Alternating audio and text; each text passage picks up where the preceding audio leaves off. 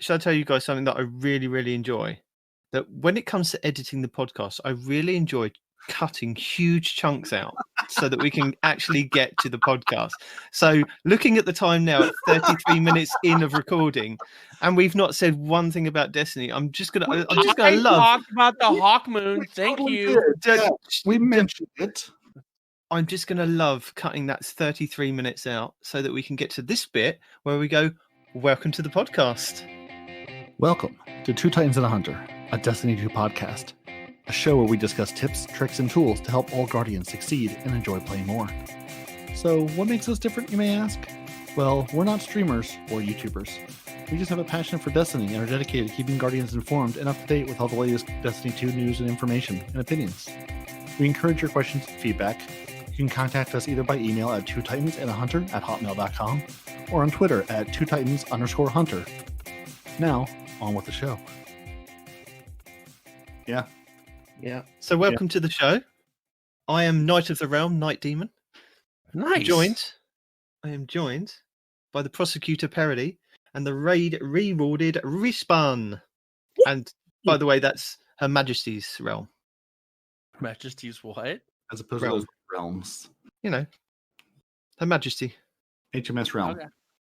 So raid rewarded Respawn. Is there something you'd like to tell the people? Because I'm Yes! sure they'd like to know that I could then cut out. So that it's a big secret. I finally have my first ever Destiny 1, Destiny 2 raid-specific exotic loot. Yes! I got the 1,000 voices recently. And it was glorious. And you know when I got it? I got it when I gave up hope. Because I did the raid with my hunter. I got nothing. Right? I was like, damn it. I did the raid with my Titan. I got nothing. A friend of mine asked me, hey, you want to do the raid? I was like, yeah, I guess I got one more. I got the Warlock. Completely gave up hope. Right? Went in there, not expecting anything, just counting this as another week where it builds up that percentage. And then as soon as I opened the chest with my Warlock, I got 1K voices. And I tell you what, my wife almost called the cops because she thought that I was going crazy. So you're telling us now that 16% of drop rate, you managed to get it on a Warlock. Yes. So that's what you need to do, guys. Do it at least 3 times. And on your last go, do it on your Warlock because your Warlock's always the luckiest one. Yeah, I've been saying this for years. My Warlock gets all my good drops. The Titan gets garbage. The Warlock gets all the good drops. That's how it is. Destiny has actually weighted the Warlock drop rates because no one ever sees it coming. The Warlocks have on luck. They get the bad luck in everything else. Then they get the good luck in the raids. But no, I think it was because I did a good deed, right? So the group that I hooked up with, they wanted to do the ribbon cheese 3 times in a row and then open chests. Well, I only had my Warlock, right? So I did it the first time with them. I got my key, and then we quit out. And then I did it with them again, and then we quit out. And then we did it again, and I quit out. Even though I didn't need to do it 3 times, I just needed to do it the once. Well, at least you knew that that's what they were doing this time, rather than that time that they decided to just quit out and not tell you. Right? So we did it 3 times, and I stuck it out. And I was like, yeah, you know what? I ain't got nothing better to do. And because I did a good deed, Bungie finally gave me something that I've been yearning for 30 years, 40 years, 50 years. Okay. And I haven't now used it yet. You're not 50. Maybe 40. At least not in even 2014. 40. No. 2015. But yeah, so I now have it, and I haven't used it because there's so many other better guns in the game. I have it. It's sitting in your little office in the game. You know, in a place of prominence. It's got a nice little. No. It's on me. Day. Even though I don't use it, I still every time I swap characters, I transfer it over just so I can see it. I go to my heavies, I go to equip the guillotine, and there's the 1,000 voices. I'm not going to use it, but I know it's there. I'm reassuring myself that yes, you actually have it. It wasn't a dream.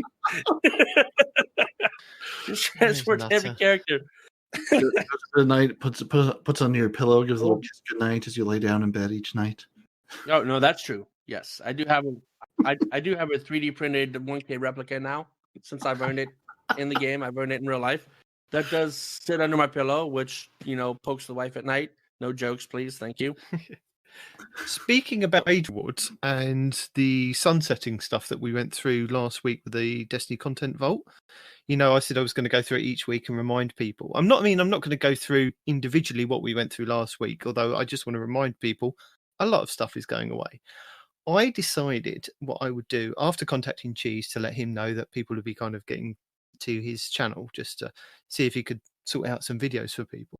I also decided I was going to post my long list of all the stuff that is being sunsetted on Reddit. And it was actually quite helpful in a way because there were a lot of people adding to this.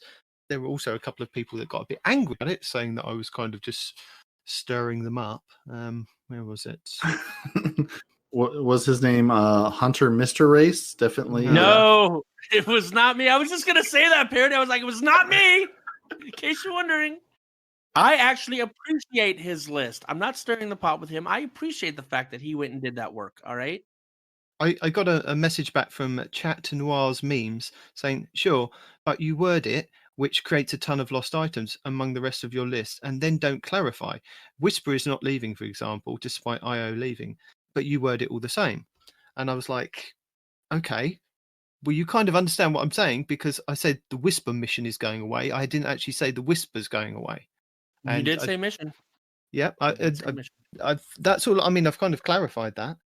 I did get some feedback from Reddit with information about what's going away, and somebody did point out the fact that the Scourge of the Past raid is actually leaving as well because it's not one of the ones that is listed. So that's for you, Respawn, because if you want to get your Anarchy and you want to get your exotic, but if you knew it, why didn't you bring it up last week? Because I missed that one last week. No, because I didn't know it last week. I knew it after the fact, which is why all last week I was doing raids once I hit 1060. So yeah, that's another thing for people to look out for, that the Scourge of the Past raid is going, which means that the title, the shaders that are available, the arm that's available, the exotic sparrow, as well as the Anarchy exotic grenade launcher, being able to acquire it through the raid will be going. I mean, I'm sure, as we said with some of the other exotics that we've seen, that you can collect some of those from the Rahul, can't you? But I'm not entirely sure how you can go about doing those at the moment. But I'm sure Bungie will put these exotics Rahul, back in. No. Rahul just gives you exotics that are linked to quests. Yeah. Right? So yeah, he may give you exotics that were linked to raids. I mean, Bungie haven't actually stated what they're going to do with them, but they should, in theory, put those and the catalyst back in the game. So thank you to John Gasman, who pointed out about the Anarchy and Scourge of the Past with the Blacksmith Seal, the Triumphs, and the exotic Sparrow. I just want to point out, Peroty, you spent an hour, almost 2 hours inside the Last Wish raid. You have no completions? Because I've only gone into that raid to get a chest or to kill Riven to get the candy to drop. I've only gone in there. I've never actually stepped into that raid to do the raid, only as a quest for something else, like to get the candy from Riven from when that was a thing. Yep. Because you can, the cookie, or you can go in and get a chest here and there. I've never actually tried that raid for the raid. No, I wanted to pull up what Charlemagne had to say about just to give the people some other hopeless raiders out there. So at least according to Charlemagne, so I don't know if this is every Last Wish completion, but at least as far as Charlemagne's been tracking you've got 13 Last Wish completions. 69% of those were full completions, and you spent a day, a day and 7 hours in the raid. Doing the raid or just screwing around in the raid. Fastest completion, 29.5 minutes. And that was your fastest full completion, or average full completion, 2.5 hours. So it took you about a day and 7 hours of overall playtime, and 13 completions to get the weapon to drop, the 1,000 voices. So I don't know if that gives people hope or just gives them despair, but at least there's a data point for you. There's a data point, but that seems low because there was a time when I was doing the Last Wish on every character every week and the freaking Scourge of the Past on every character every week. And 13 seems low. That's bugging me. It only says 13. Yeah, I mean that is 13. Well, I guess it wouldn't be 13 weeks because, assuming you're only running it once a week per character, but I don't know. Yeah. You got to divide that by 3 per character, though. That's what I'm saying. Right? So again, it's only tracking. I don't know. Whatever date you entered Charlemagne's world is how long the bot, from warmind.io has been tracking you, but that's at least some data for people out there also completely despairing, never ever getting a raid exotic. There's hope. If Respawn can do it, you can do it. Yeah. Right? That's the biggest form of hope right there. If I can get one, you can. But there's a caveat to that. I don't know if it's true. I tried to do research, and I haven't been able to prove or disprove this. But if you're doing the Last Wish or the Scourge, somebody said your chance of getting a raid exotic only increases if you do the full raid from beginning to end. If you jump in on somebody's checkpoint and you get a key and you open a chest, supposedly that does not increase your chances of getting a raid exotic. Again, I could neither find proof to prove or disprove this, so if anybody can let me know the truth about this, that would be great. But so how did you get your one? Did you jump in at the end with the checkpoint with your warlock? Yeah, this week I cheesed. I went. So you may have been working on just 12% of RNG at that point. Yeah, but 12%. I could have. But he had additional warlock. You had the additional warlock percentages, which is the undocumented warlock boost of exotic acquisition.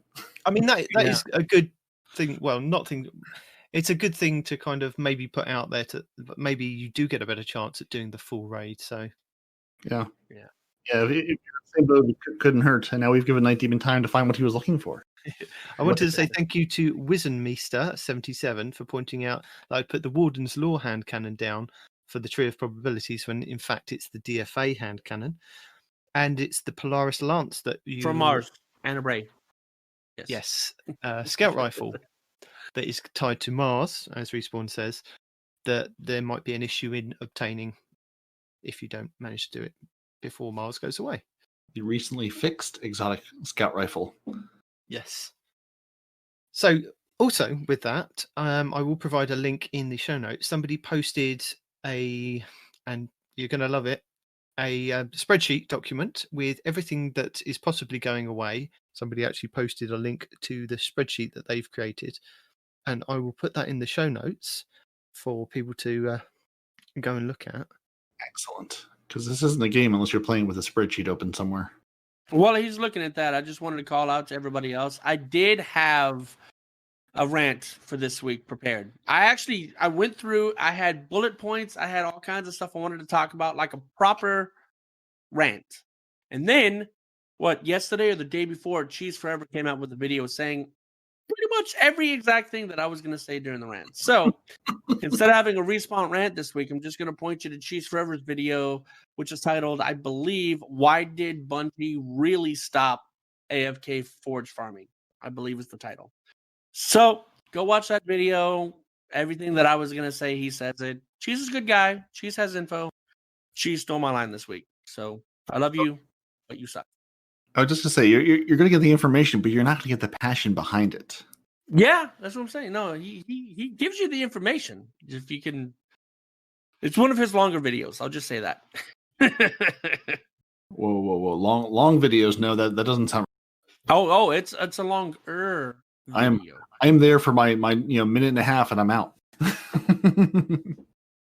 But yeah, no, he was like, even though he does it in the Cheese Forever voice that he always does, you can feel the underlying anger. Yeah, I saw Bungie had stealth patched it again, and I was able to go in, come down where you will on the Forge Farming. I don't care one way or the other. I only care because I was trying to say, hey, let me see if I can grind out a couple weapons, because I've had those things from Ada sitting in my inventory to go get in my case, a new blast furnace. And I was like, I just want to go jump and do a couple of forges. It's also, I can get a couple of those, just daily gun kills when I don't have much time to play. I can jump in, I can get a bunch of, auto rifle kills, SMG kills, whatever, and maybe clear up to it. Yeah, it just wasn't, it wasn't possible. I did, 8 or 10 forges the other day. I got one clear with two other people, me and a hunter friend whose name I didn't remember. Almost got through one. We were at the boss. If we had another 10 seconds, we would have cleared it, but just ran out of time. And every other time was me and 2 people idling, either standing still or running in circles. At least the people running in circles drew a little bit more enemy fire, so I was able just to toss grenades in their path and use them as bait. But other than that, it's just, and it was the forge where you have to use a risk runner. Oh yeah. Remind me, is it Yep. Ghost Cannon? Is that one? Two of I them think have so. fallen in there that jack you up. Right. Gofanon. The one with the spider tank at the end. Yes, and then the one that's also got the floating eye in the sky. Those both have fallen, and you need the risk runner for both of those. So it just depends. It was the one with the floating eye in the sky at the end. And honestly, if it was the tank, That's not Isanami. It's the other one, isn't it? No, it starts with a B. Berguzia. Berguzia. That's the one. Yeah. So it was Berguzia Forge last week. It was a Gofanon today with the big tank at the end. Or no. Okay. Berguzia is the tank. 2 allies, and it did indeed kick a Storbit after each try. Last week it was the one with the giant eyeball at the end, where just you get overwhelmed by fallen immediately, and you can't solo it. You can almost, well, we were almost able to duo it, but can't solo it. Unless you are glad. Right, unless you're better than we Right. are. I wanted to say thank you to Advanced for the Google Doc, which has the Destiny Content Vault information about anything that is going away.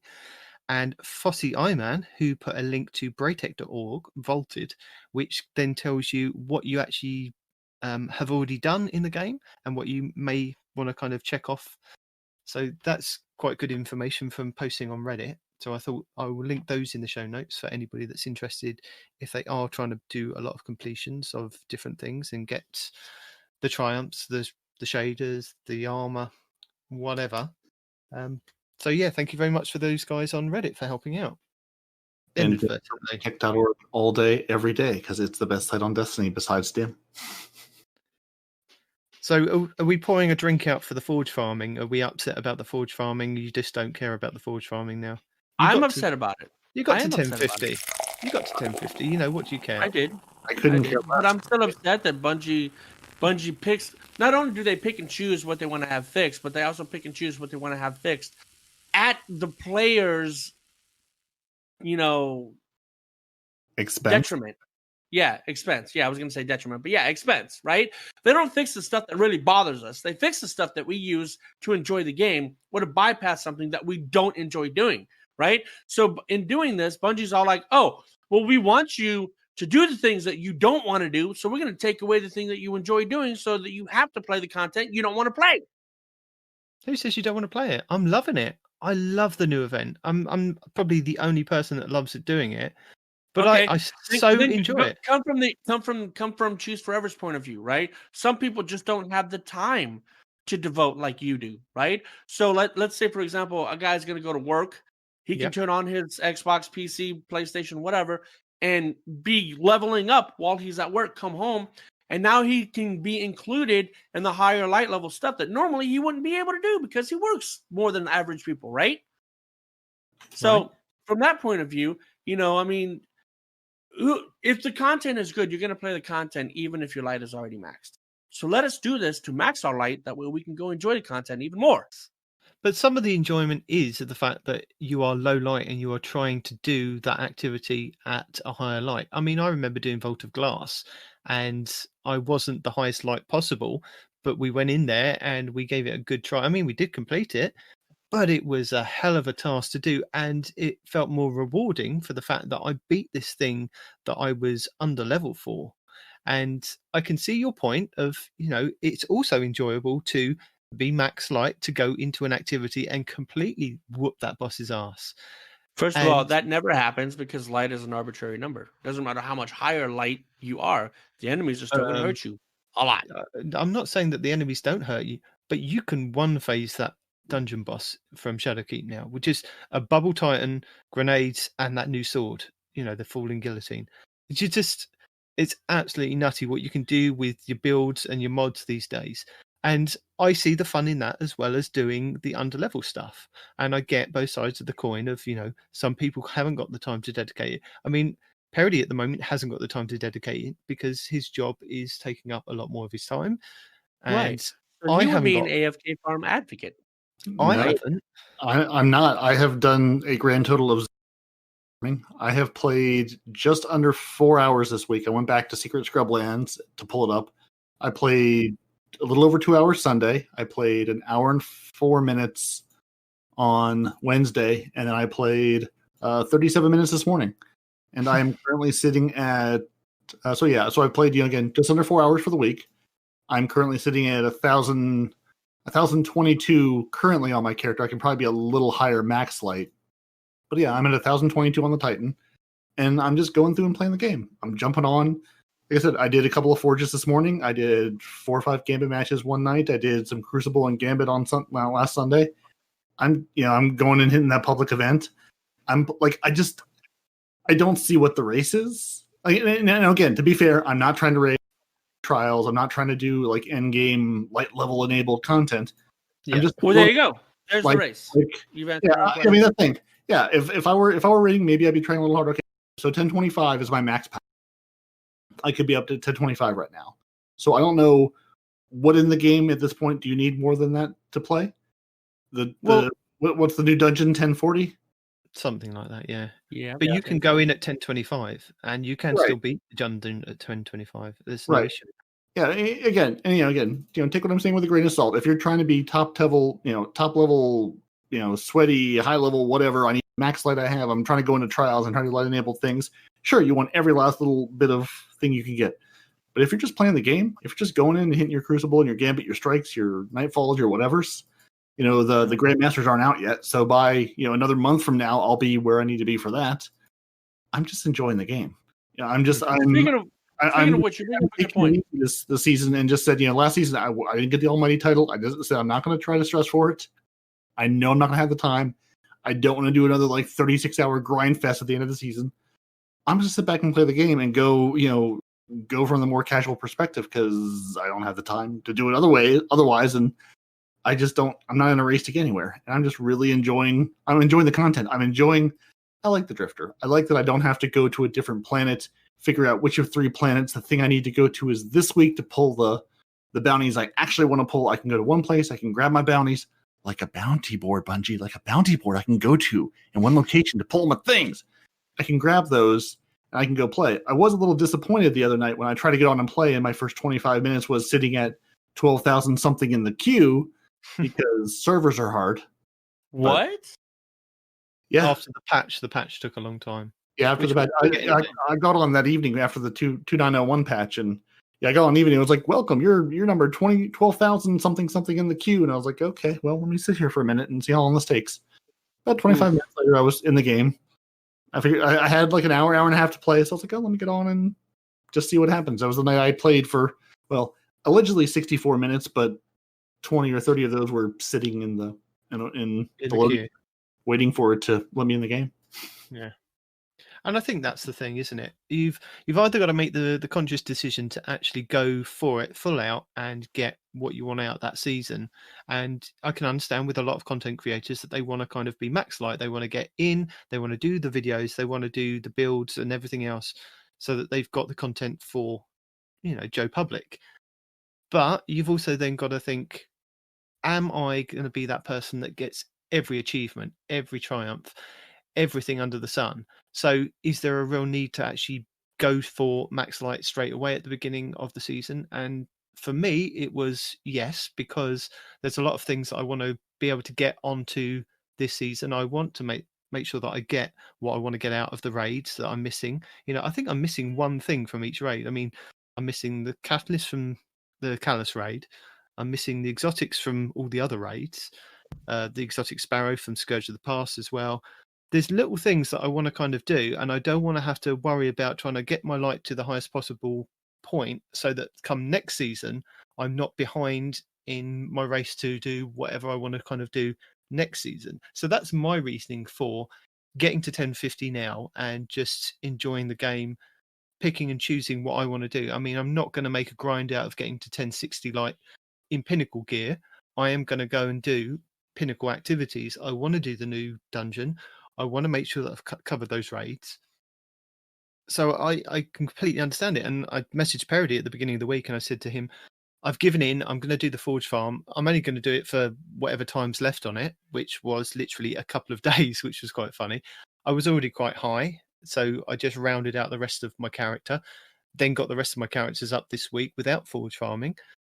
And, they're all 1060 now because I've actually played the game and I've got 10 light on my artifact. I've unlocked all the artifact mods, ready to go. I'm for the next couple of weeks before Solstice comes along, before the Triumphs come along. I can go and do the dungeons. I can look for LFGs to go and do the raids, and I can see if I can get these exotics and anything else that I'm missing from the Destiny Content Vault list that I want to kind of go through. So that's my reasoning. Respawn? I had to go get a drink and I didn't hear what you were talking about. What's the question?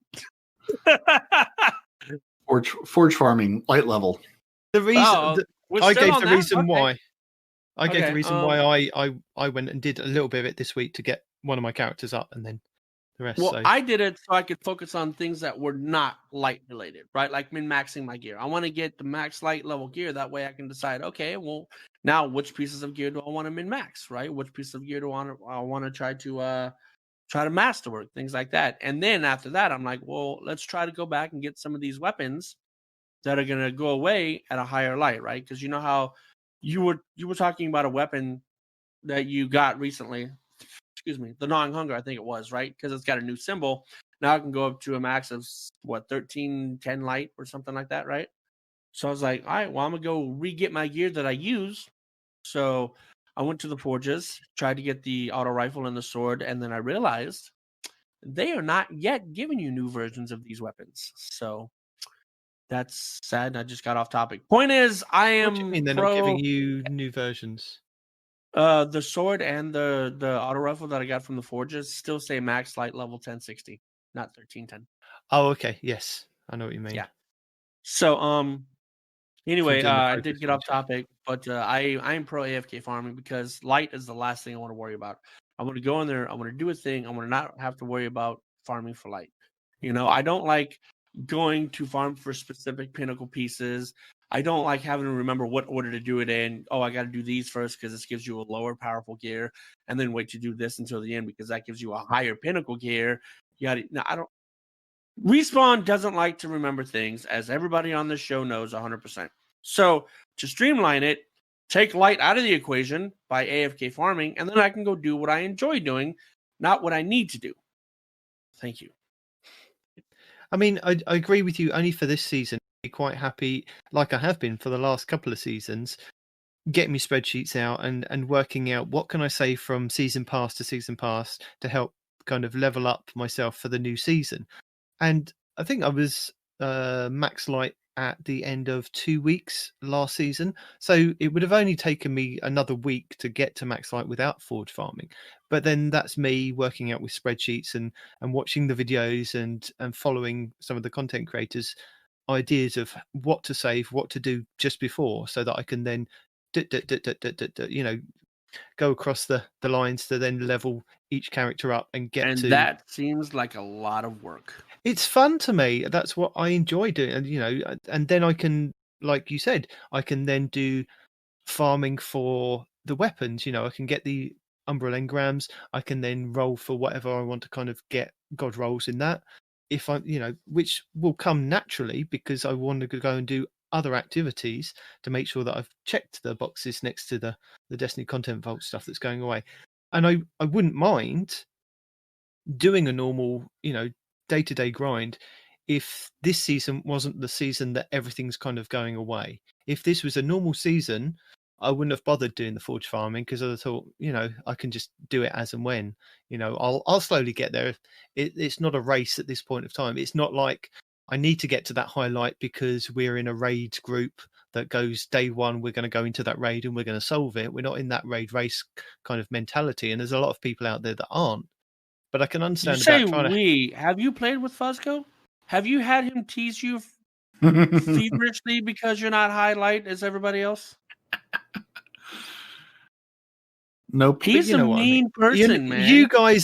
You guys aren't going for raid day one completion in the raid race to get the belts. You're not that kind of group. We haven't done that. You haven't yet. We're not that group. Okay. Okay.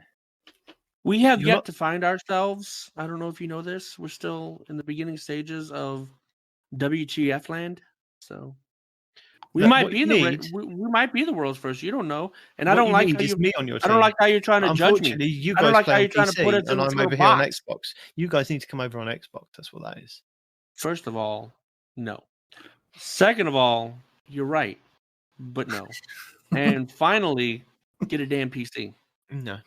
So I'd like to apologise to everybody because unfortunately, our podcast comes out a lot later than some of these videos that are posted, and like the Cheese Forever one that told you how to forge farm. But then he did try and update it as and when Bungie did patch it with new ways to actually macro and still continuously forge farm. And they still got him anyway. But I'm yeah, so sorry, dude. at the end of the day, if you play the game and you're getting I can't remember what it's called, that new machine that the Drifter's got, whatever he's got that you can then upgrade. Once you start upgrading that thing, those Umbral engrams just drop like candy. You do one of those new public events, they're dropping from you pick up a patrol mission as you're doing one of those public events. You're kind of getting ones from that. There's a high chance that you may get one from a yellow bar in that as well. So I think I got like 10 from doing, I don't know, about an hour's worth of just playing that game mode on IO, and I was just really enjoying it, just all over the place. And yeah, I'm really enjoying it. I know there was a lot of people saying, "Oh, it's just doing Gambit," but just working with some of the builds that I was going to highlight later on, with what you can actually put on with the different mods that you can equip to your classes to then get charged with light to then delete these bosses. This week there's an ogre that is shielded by like about 4 or 5 different witches. I don't even go for the witches. That ogre is mine. Bubble up, sword, cutting his legs off. That's it. He's done. It's less than 30 seconds with some of these builds, and I find that enjoyable. Sod the witches. Yeah, they can do all the protecting they need. Sometimes he gets protected by a phalanx somewhere, but it's like, no, you're dead, mate. Sorry. And I don't think that I've failed one of those heroic public events yet.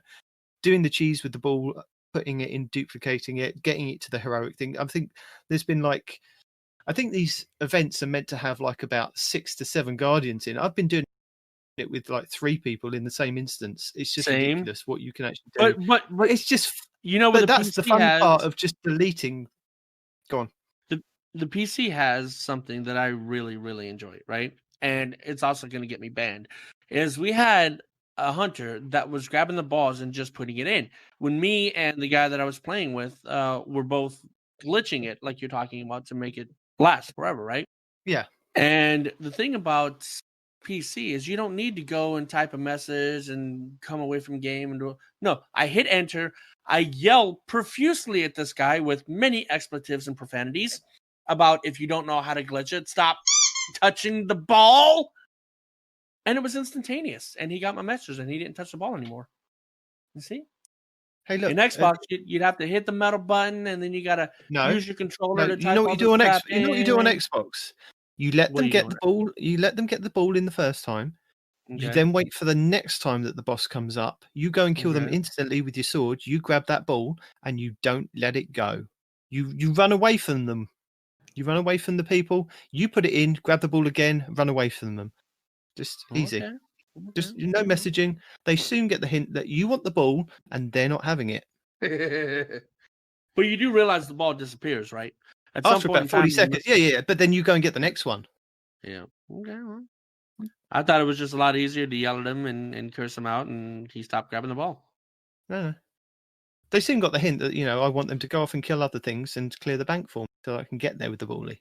Honestly, I thought you were going somewhere else with that. Peroty, do you like the new public event? Are you enjoying it? I am, because it's Gambit, and I love it. Why would I not want to play more Gambit? What's not to love? Yeah, I'm really enjoying it. I still, unlike you, have not mastered it because I've only done it a handful of times. But I just enjoy anything where you feel like you can contribute no matter what you're doing, and it feels like it's like a big space you could run around and get kills in, where it's not like you have to stand right here or defend this little circle. So I just enjoy it feels like I'm on a patrol, but I'm contributing towards an event, and I love it. And because Gambit. And what I actually liked about it this week is that IO was the flashpoint, even though they didn't tell us it was going to be IO. And just doing that mission, doing that heroic thing over and over and over again, just you easily get the flashpoint done as well. So that's another drop for you. Something that, I liked. And speaking of no flashpoint, next week in Destiny. Still no flashpoint. Still no Flashpoint. But we have to continue to contain the darkness by fighting new enemies in the Cradle. Supremacy and Lockdown come to the Crucible. And we revisit the Lake of Shadows in the Nightfall Ordeal. So we've had... I think we should just stick with Mercury, because at some point they're just going to stuff us over with Mercury. Yeah. I mean, I was going to pick Mercury anyway. What were you going to pick? Mercury. I'm going to hold on and go for the Dreaming City. I know it hasn't been one yet, and I know it probably can't be one. Never going to. Not until next season. There's going to be a Dreaming City at some point, so I'm going to say Dreaming City and just. No, you're not. On everyone. No, you're not. But what I'm hoping is that when this new public event then shifts to Titan, that they then put it as Titan as the Flashpoint. Right. And now, to clarify, has it been on Titan yet, or has it only been on IO? It's only been on IO for this week and last week. So I think what it's going to do is probably the ship will stay on IO, and that public event will probably stay there, and then there'll be another ship that show up on Titan, and you can go and do the public event there. All right, that's what I thought, because somewhere in game it says like, hey, go complete this at the public event on IO and Titan. And I didn't go to Titan, but I definitely looked at Titan a couple times going, yeah, I don't see. Like every time I look at Titan, it's not up. It's not there. No, it's not there yet. I think it'll probably be at the end of next week. They'll say, next week in Destiny, Titan. Yeah, become the new landing ground for the... No. What I'm waiting for, I'm waiting for the spaghetti code where the day they take out Titan is the day that Titan is the Flashpoint. Mm-hmm. You know what's going to happen. I wanted to. I genuinely wanted to, just for the giggles. I just want Xur to be like floating, like just like in the ether where Titan used to be. There's no Titan this week. There's no Titan. Xur's floating in the ether because he's from the 9. Ooh. So let's tell people about this week at Bungie for the 18th of June, 2020. And there's not much to tell apart from there was a GCX stream. Yeah, there was a stream. They give you all the information that is now many days old, because as part of the stream, we got the TWAB a couple hours early. It dropped in like the middle of the day Thursday. Woo! So they raised, the couple things that come out of the stream, they raised about $400,000 for St. Jude, which is just for fun. I said in Great British pounds, that's 323,000 pounds. Now you can take $400,000 to Australia, and you'd have 585,000 Australian dollars. So if Bungie wants to make bank, just head over to Australia. There you go. And one of the community managers, who will remain nameless, vowed to eat a slice of bread for every $10,000 donated, which resulted in 40 slices of bread. And in the end, he went through with it. So kudos to him. Be careful what you wish for. Challenge the community to do, my friends, because we're getting another gun. Another hand cannon, because we need more hand cannons in the game. So the Hawkmoon is coming back. And this was revealed at $400K, wasn't it? Yeah, I think at $400,000 they would reveal an exotic that's coming to the game. So yeah, our good buddy Luke Smith got on, and he said, the Hawkmoon's going to come back. And again, not right now. In the new season, new content, September onward, not right now. He did explain the famed luck-based bullet perk from the original gun would be getting some changes in the way. So it would retain some level of RNG, but would not be exactly like the original. So Hawkmoon's coming back. Similar perk, not exactly the same. Cue for Respawn complaining.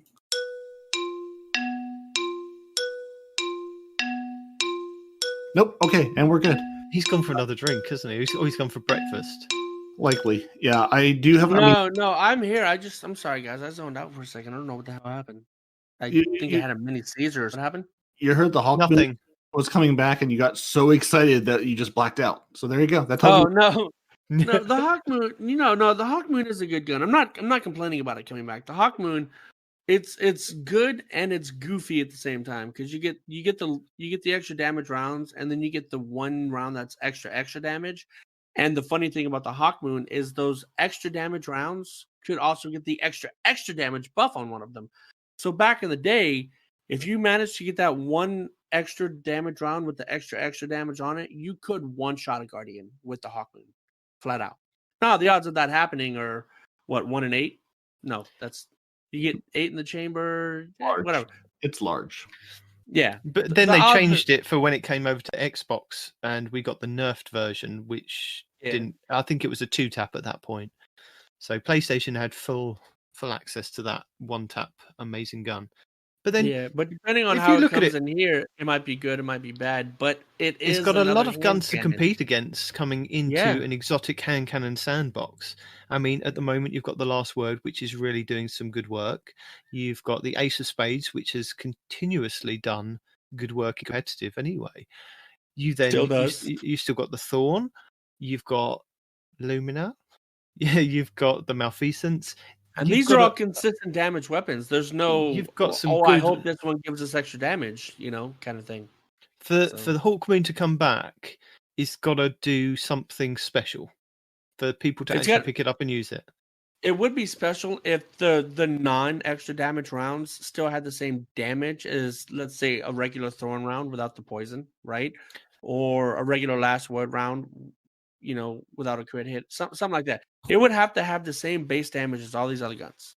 And then on top of that, the extra damage rounds would have to make those rounds really powerful, and the extra, take it how you want it. But the point is, if it comes in and the base damage without the lucky rounds is not competing with the base damage of these other guns, it's going to be useless. People are going to use it for like the clips and the wow factor and the streamers and this and that and the other. But practical use it's just not going to have any. I mean, I will link the original Hawkmoon review from, I think there's one from Planet Destiny. I'll link that in the show notes if anybody wants to go and have a look at this gun. If you weren't familiar from Destiny 1, correct me if I'm wrong with this, but was the recoil really it really kicked up that gun? I don't remember about the recoil, so I'm not going to comment on it. I'm not sure I had one to begin with, so I'm not going to comment on it either. I was like, it's coming back, and I'm like, I know this is one of those things people love, but I barely remember it being a thing. Maybe I used Last Word, I used Thorn. I very rarely used Hawkmoon. Again, probably because we were on Xbox. It wasn't one of those things that. And back then, Thorn was for me dirty. If you're using anything besides the Thorn, I'm sorry. If you're using anything besides the pre-nerf Thorn, then you're just trolling. The Thorn was so much more powerful than every other hand cannon in its exotic slot. There would be no reason. So, yeah. But I will link that video if anybody is interested in going having a look. And I hope you guys are excited because we're all, as the Frozen Clan, are ready for the Stasis new subclass to come into the game because it's going to be an ice subclass. Because Bungie also teased a little bit of, concept artwork in the stream. Again, and I think that was the $300,000 or $200,000, one of those levels. They teased some artwork of the game. Okay. And gave us a little bit of information saying, I don't know. The solid stasis initially appears as a cosmic energy footprint. The cosmic particles then flash freeze and retain the shape of the energy thing it's frozen. This reaction is fast and violent. The primary solid form rises from the center and retains the shape. And it has areas of low and high translucency. And the hoarfrost shapes reappear in the termination points as solid stasis blocks. So, don't know what any of that means. I didn't watch the stream. I'm trying to gather this from seeing what other people have said. It's basically, they teased the stasis subclass. It's going to freeze things. As Frozen, I feel like it's my duty to, much like in D1, I had to wear the Winterborn Mark emblem at all times. I'm going all Frozen and never looking back and freezing everything in the game from this point. What do you think about an ice subclass coming into the game? I did like the look of. I mean, they've shown off what the Warlocks can do with like the Gandalf kind of staff and shooting it. With the Hunters, with kind of the Lara Croft kind of new version of Lara Croft with the pickaxes that possibly you can throw. It's not a pickaxe, it's a hand scythe. Don't you dare try to downgrade our weapon, all right? Look, you're all going to be Lara Croft running around. You've copied another game. You can just my Lara Croft. Mm-hmm. But they haven't shown what the Titans are. All you can see from the artwork is like huge ice shoulder pads. So it just makes me think that we're just going to be a tank still running around shoulder charging with ice. Just they can't think of anything else to give us. It's just like, you're a tank, you do running. Here, have some ice to hurt somebody Titans with. Yet another roaming super. Respawn. Here's what they do. We're going to get snowballs. We're going to throw the snowballs at Guardians, and they're going to freeze. And Hadouken! And then when we shoulder charge, we shatter into 1,000 pieces. That's yes. going to be great. That's our ultimate finisher. And because we're getting the ice out class in the game, they also teased a shotgun flamethrower, for lack of a better word, maybe a trace rifle. Yeah, there's lots of speculation about what this. That thing! I was like, "What the hell are you talking about?" It's got some red bits, it's got some blue bits, it's got what looks like a barrel, and then like a second barrel under it, maybe a flamethrower. It's got trace rifle bits, it's got shotgun bits, it's got auto rifle bits, rocket launcher bits. So we're getting some new gun that's going to do things. It's red and it's blue, and yeah, everyone's speculating as to what the heck this thing is. Bungie just showed us, a side view picture of it. So we're getting something new, probably exotic. Or people have also speculated, since they teased the destination weapon from the moon before the moon came back, that this might be tied to the new Cosmodrome Earth destination or something. But yeah, some sort of new gun. And either I've cut out or you two have both gone to sleep again. No, we're not asleep. What do you add to that? We don't know what the hell it is. Yeah. I don't know. Nitedemon usually has something like, "Well, I saw that someone put out this," or "I saw that someone else did this." So. There's all I can see is the speculation of, "Oh, we might think it's this, or we might think it's that." So it's pretty much what you've said. So yeah, all right, fair enough. All right, I really should have shut up this entire time. By the way, you're all wrong. It's a freaking sword. I see now. You unfold the blue bits onto the red bits, and then just go. It's amazing. I like it. I'm in. So we mentioned it last week, but there was another patch in the pipes, wasn't there, Peroty? And we weren't sure what day it was going to appear on. But it took some time when it did appear, and I believe it was on Wednesday. Was that right? Or was it on Thursday? Oh, no, it was on Thursday, wasn't it? It was on Monday. No, the patch appeared on Thursday. So when It they was were doing definitely the Saturday. GCX, GXC, GTX, GDB, GCX stream. ABC 123. FBI. Yeah, when they were doing that. Mm-hmm. Yep. I want to know what celebrity is going to read after 50,000. I'm sorry, I was reading the thing that you couldn't read, and apparently for every 50,000 donated, you get a celebrity lore reading. Like, unless it's Nathan reading the lore, do we even care? Well, it depends who it is. There's many people I'd like to hear read lore. Like who? As an example. So should we go through the patch 2.9.0.1? I mean, Peroty. If we must. Yeah, by Peroty. Yeah, by. Didn't we already do this whole patch? Didn't we already talk about the fact that we fixed our sprinting? We're now pressing sprint again. We'll fix it. Yes, we did. The NTS wards that DMG still can't spell correctly. They've removed the super bonus to increase the sprint time required to activate it. Yeah, that was one of the things that we weren't sure, because they didn't mention it in the patch notes, but they'd mentioned it a couple of weeks previous, that it was going to be fixed in the next patch, but then they forgot to tell us it was being in this patch. They have to keep reminding us, Bungie. You have to keep telling us what's in these patches, not after, but before, because we forget, or Respawn forgets, and he needs to know. He needs to know the good news about the NTS wards, don't you, Respawn? Yes, Nitedemon, I do. It has indeed been codified in the update 2.9.0.1 patch notes released on June 18th, 2020 by the Destiny dev team. It is there in white on black, the NTS wards. I assume spelled correctly, but really no one really knows how the letters go. And the changes made to them. And then there were some, the changes of the mods and the finishers and activities. And I did glance through these. I feel like we've talked about all these. They did include a fix for beaver errors. Yes, I was experiencing beaver errors, and I wasn't happy about the beaver errors. Well, they've introduced a minor fix for them. Oh, and also they fixed trials, which is sort of a moot point because you already know trials is fixed by this point by the time you're hearing this. In fact, trials is mostly over for this week. And let's face it, if you listen to us, you don't play trials. You are the average Joe that doesn't play trials. You dip your toe in there every now and then to do a bounty, maybe. Yeah, you may be excited about trials because of the changes that came to it, where you might actually can earn things from it by just playing it versus winning. I did see a slew of new people getting their Dredgen title this week because they changed the requirements for that, so that's been good. Seeing lots of people obtain that now because we all know my struggles to get that. And remember, but really, I think the most important thing to pull out of 901 is they fixed an issue where the prime engrams we're giving hunter rewards to warlocks. Now, Bungie says, while we understand warlocks, you want to up your fashion game, capes are for hunters and Lord Saladin. That's it. So yeah, that's it. That was 2.901. The main thing for us console people, you can sprint again without having to do acrobatics to figure out how your sprinting works.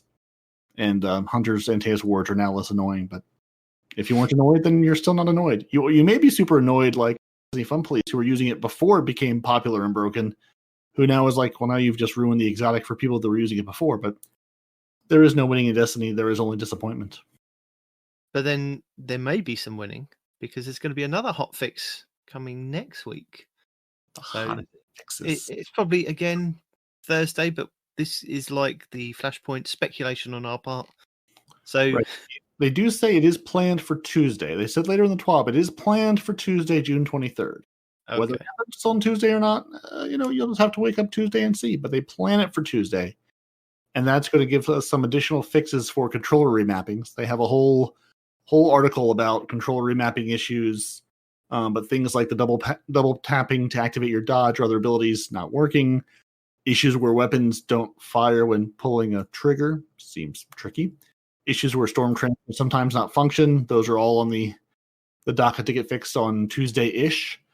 Fix an issue where the solo completion. No. Wait. Mm-hmm. There's an issue that exists where when you pull the trigger, your gun doesn't work, and it's going to get fixed later. It's something having to do with the controller remapping. I assume it's if you set something up, a certain button, it doesn't work. Going back to the whole, they'll fix the forges, but not this. Again, it's a controller remapping thing, so it's not like everyone. It's if you set it up in a certain way, it doesn't work. And also, really, stop doing solo completions of dungeons early in the season.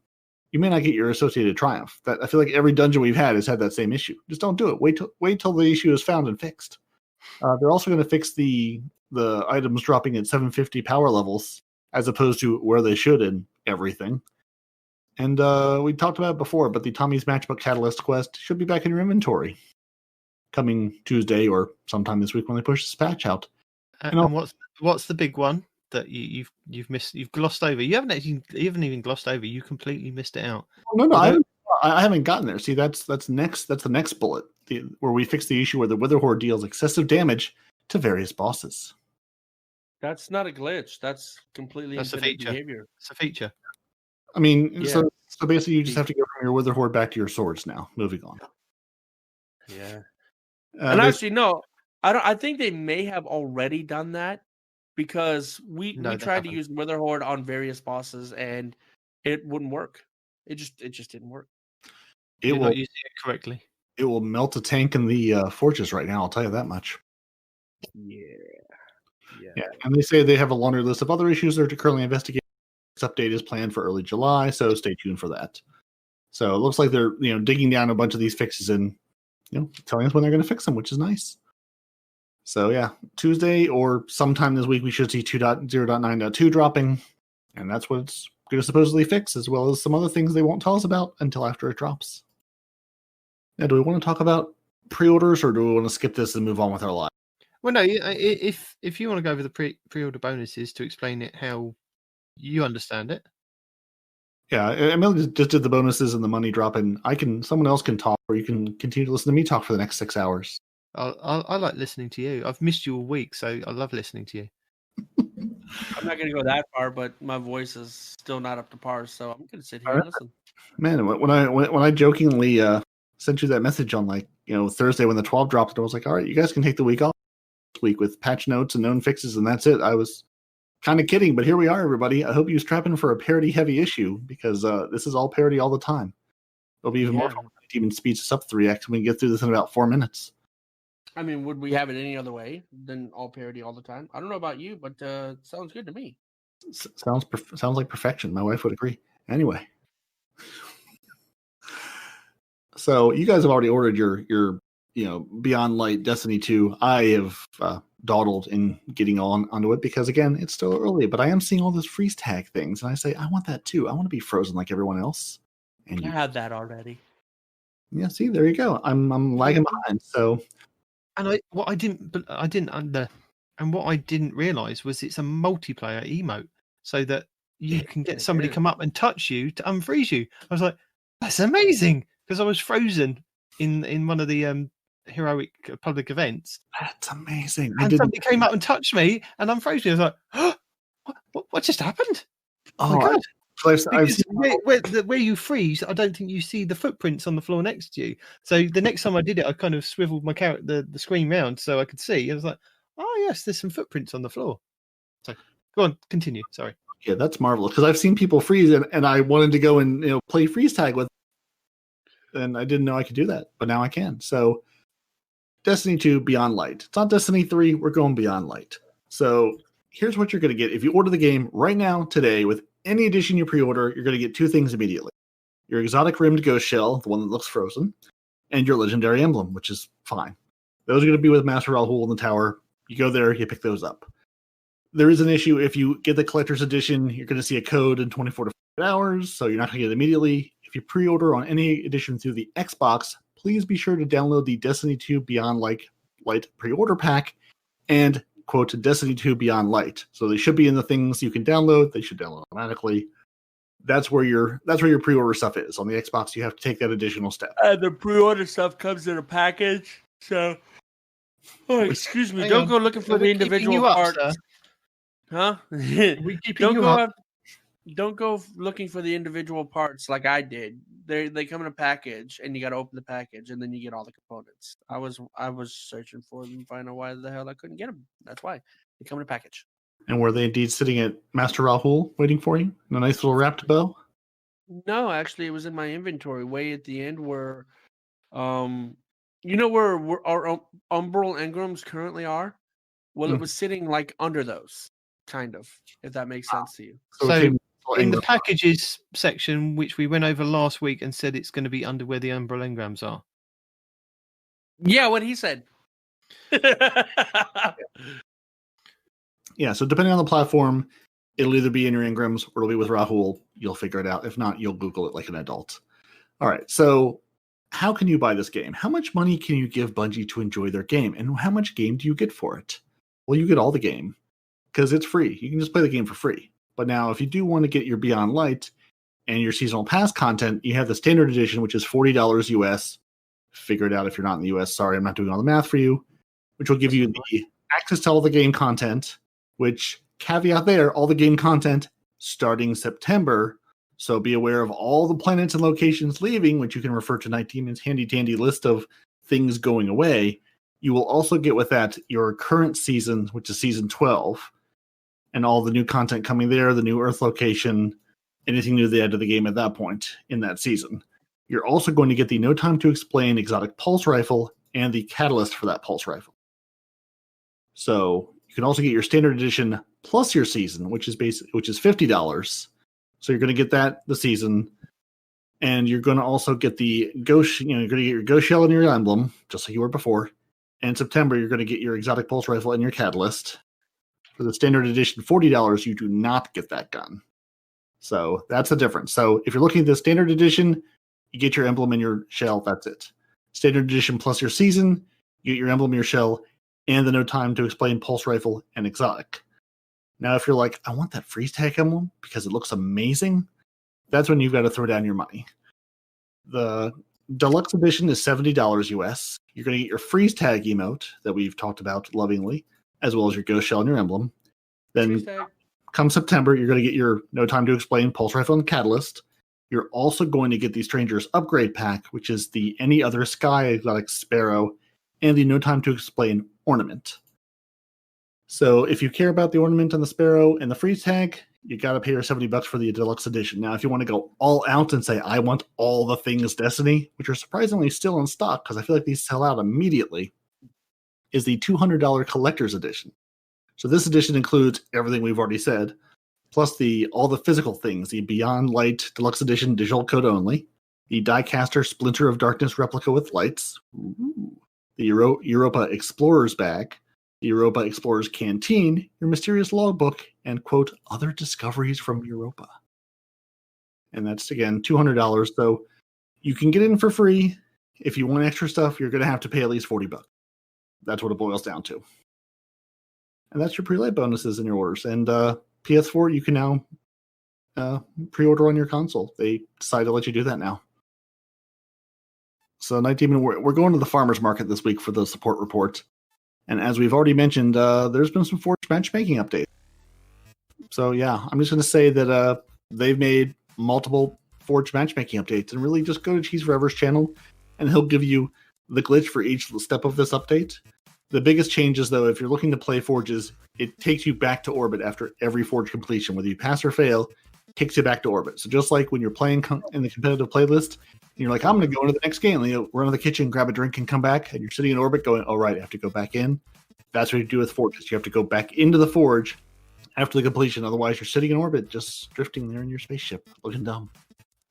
And as we mentioned earlier, a bunch of respawns delight, raid gear, and max power levels. The Guard of Salvation and Last Wish, they don't currently indicate they will be powerful moving forward, but in a future update, both weapons and armor from both Guard of Salvation and Last Wish will be retroactively updated with Season of Arrival watermarks and have a Season of 14 max power level. So that's the Season 14 is our December, January 2021 season. Whatever that season's called, whatever that power level is, that's where that raid armor will sort of max out. Okay. And additionally, now in the respawn, all armor from all other Destiny 2 raids will be updated retroactively with the Season of Arrival's watermark and have a Season 14 max power level. Now It says all armor. They haven't said anything about weapons, but all the armor from the raids going forward will have the max power level for Season 14. So again, that's another year. That's your end of the year, December 2020, January 2021, whatever that season is, whatever power level it is, that's sort of the last season that stuff will be viable at this point. Yep. So if you're fretting in this, looking at this, oh, why am I raiding? It's just to go away at the end of this year, at the end of the season. Yes, it goes away at the end of the year, January. Not now, January. So you've got some time if you're still trying to grind for things and you still want to play that content and feel like you're getting rewarded for it. I dig it. Yep. And also on Tuesday, they issued a couple server-side fixes where players were receiving the appropriate amount of twisted energy after unlocking Umbral Engram Enhancement 2, and the focused Umbral Engrams could sometimes decrypt at a higher power level than intended. So both those were fixed with the server-side issue. And again... Speaking of which, regarding that thing you just said, Cosmo has something to say. Did you see that? What does he have to say? Think I didn't have to eat 40 loaves of bread? No. He said just because... I'm sorry. He's replying to... I can't see the name, but it says just because you can fix something doesn't mean you should. Maybe it was better broken. That is definitely the feedback I can give the team. Take a drink. I'll let them know many players would rather the powerful rewards continue to drop from Umbral Engrams, but we know that that's not going to happen. If they took it away, they're not going to give it back. But yeah, there you go. Yes, that's just life. Also on that note, Paul Tassi pointed out that when you get an Umbral Engram to drop, say, from sometimes you get them to drop from, like, if you've done the 8 bounties at Shaxx and you've completed your three strikes, you'll get an Umbral Engram to drop, which is a powerful engram. But if you then use the decoder, sometimes it will then knock the power level down. So it's best to use it unfocused. That's it. Use it unfocused because it will retain its power level because it dropped at that power. So yeah, don't mess about with them, basically. So if they drop at a high power level and it says it on it, then don't mess with it. Going back to the whole, if you're already max power, max light level, you don't have to worry about that. So. Well, you do, because you don't want something dropping at 1045 and then you've got to then infuse it up later on. You want something to be as and when. It's just extra. You shouldn't be getting Umbral Engrams that are dropping lower than your gear. Well, they will. They Trust will. me. Somebody at 1050, I'm telling you, it happens. So I just wanted to let Patrick specifically know, because he sent me this week. He says, "Go shooting and maiming across the IO landscape. Vexen taken, carnage everywhere. Warlock picks up a shiny 1012 prime engram, skipping and humming to the tower. The Cryptarch, up to this crappy escapades, decrypts into a hunter cloak that I can't infuse into my gear." So, Tetrick, that's been fixed now. If you had waited one more day, your Warlock would have gotten his engram and not a hunter cloak, because those are for hunters. Checks. I've just got a quick question. Why a Warlock? What are you playing at, Detrick? You're a Titan. Stop being silly. Stop wearing skirts and dresses. Titan. Someone seen the light, realize Titans suck. No, Na, that- na, na, na, na, na, na, Drops. na, na, na, na, na. Sorry, Peroty. He just wants that extra light out of the lucky Warlock, as we've already discussed. Warlocks have all the luck. Well, obviously not today. Oof. Got hit with that psychological smackdown Suck on it, his candy Detrick. ass. Suck What? it, Detrick. That's it. That's what I'm saying. So, seeing as you've heard from Peroty for quite some time now, I'll just take My over turn. quickly. No, I'll take over quickly. Just No, to let it's you my know turn. of some known issues that Bungie are aware of, that they're letting you know that they're aware There are of. no known issues. Grenade launchers may cause crashes when used in Crucible. Console players may experience blacked out emblems, invisible ships, and a power level of 0 in orbit. To resolve this issue, click here and follow the directions. We'll link it in the show notes. You read those directions, they're right there for you. Do you want me to read the directions? Is that what you're saying? It is both a known issue and a fix all in one. Ooh, burn. I'm obviously not doing my job as a parody here. So, No. update to resolve this issue. Affected players have to remove their inactive cross-save character from their clan. So you log into the Bungie site with the inactive platform account. Go to your clan page, leave the clan. Players still affected should report to the help forum. Bosh. Done. Now I've got to click the button, go back. It's going to take some time because it doesn't go right back to where I needed it. I should have just done another window. But I didn't think about Not it. using the notes I provided to him. I think it's right here in the notes. You do show notes and you give it to the man and he just ignores it like Respawn would. I missed the show notes. Where are the show notes? I put them in the podcast info thing right before you paste all the pictures in. Wow. To be fair, I didn't send you a specific message saying, "Hey, look, there are show notes here." But the fact that Respawn has apparently picked up on this frightens me a little bit. Yeah, I've been reading them this whole time. Because I missed the notes, I'm just going to continue reading from the 12 that I've got up on my page. Carry on. So, the almost mighty exotic ghost shell and the Saints Vocation exotic ship appear invisible. We knew about this last week. I swear we did.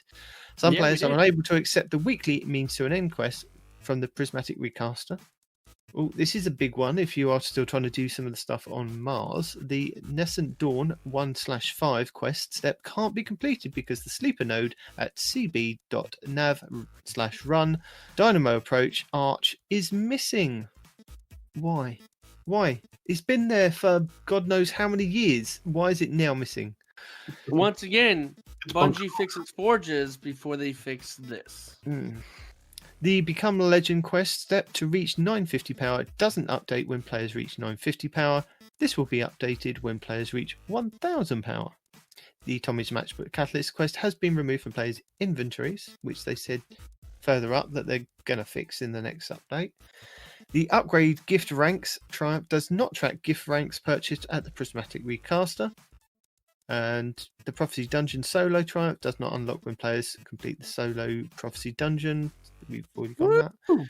The Contact Heavy Hitters Triumph doesn't accurately update when the appropriate Taken boss is killed. No, I noticed this week because I'm sure I killed the last boss multiple times, and then this week it's only showing that I've killed this week's one. Like, All for nothing. Also, oh well, there's it'll another come back bug. round. I don't care. There's another bug. I don't know if you guys noticed this, but whenever I was doing bounties to up my my artifact, right? Yep. There were some bounties that required a heavy grenade launcher kill to progress, right? And I'm rocking the new exotic primary grenade launcher, the Wither Horde. I have an auto rifle and I have a sword, and I completed that quest. Well, maybe your attack grenade launcher is just heavy in your hand. because you're a hunter and need to lift, bro. Yeah, I don't know. Possible, but I did verify that the Wither Horde was counting towards heavy grenade kills. So take it as you want it. Yeah, there's also another. Have you guys played any Gambit this season yet? No. I've crashed Gambit a couple of times this season. Oh, very good. Because there's also a fun bug where you respawn and you'll get the spawning animation twice. Yes, and you're kind of frozen in midair. Yes, Yeah. I've seen that. I think it's either a bug or just a little sneak preview of, hey, you're going to be frozen next season. Just a little marketing thing. Yeah, but it throws you off, especially in that sudden death round when you're playing regular Gambit. Like, I'm going to run in and do things. So no, you're going to sit here and then spawn in and spawn again, have the animation figure it out. Oh, now you're here and now we can continue. So it doesn't really, it hasn't broken the game, but it definitely throws you off a little bit. And if you're doing something like, I don't know, time like trying to kill that last boss in Final Death or in Final Death round, or Sudden Death round, it's a little it screws with you. I can't talk anymore. I'm done talking this week. Or if you're being invaded, he immediately snipes you. You come in, you respawn frozen just so he can snipe you again. You respawn, the bullet passes through you as it finishes passing through you a second time for a double kill. Okay, I think that's it. Now we can get into the good stuff. Tell us about the good stuff. Well, first of all, get your shot glasses ready because I have a feeling we're going to be using them this week. DMG04 commented on this. Hang on a second. What? You haven't introduced your section yet.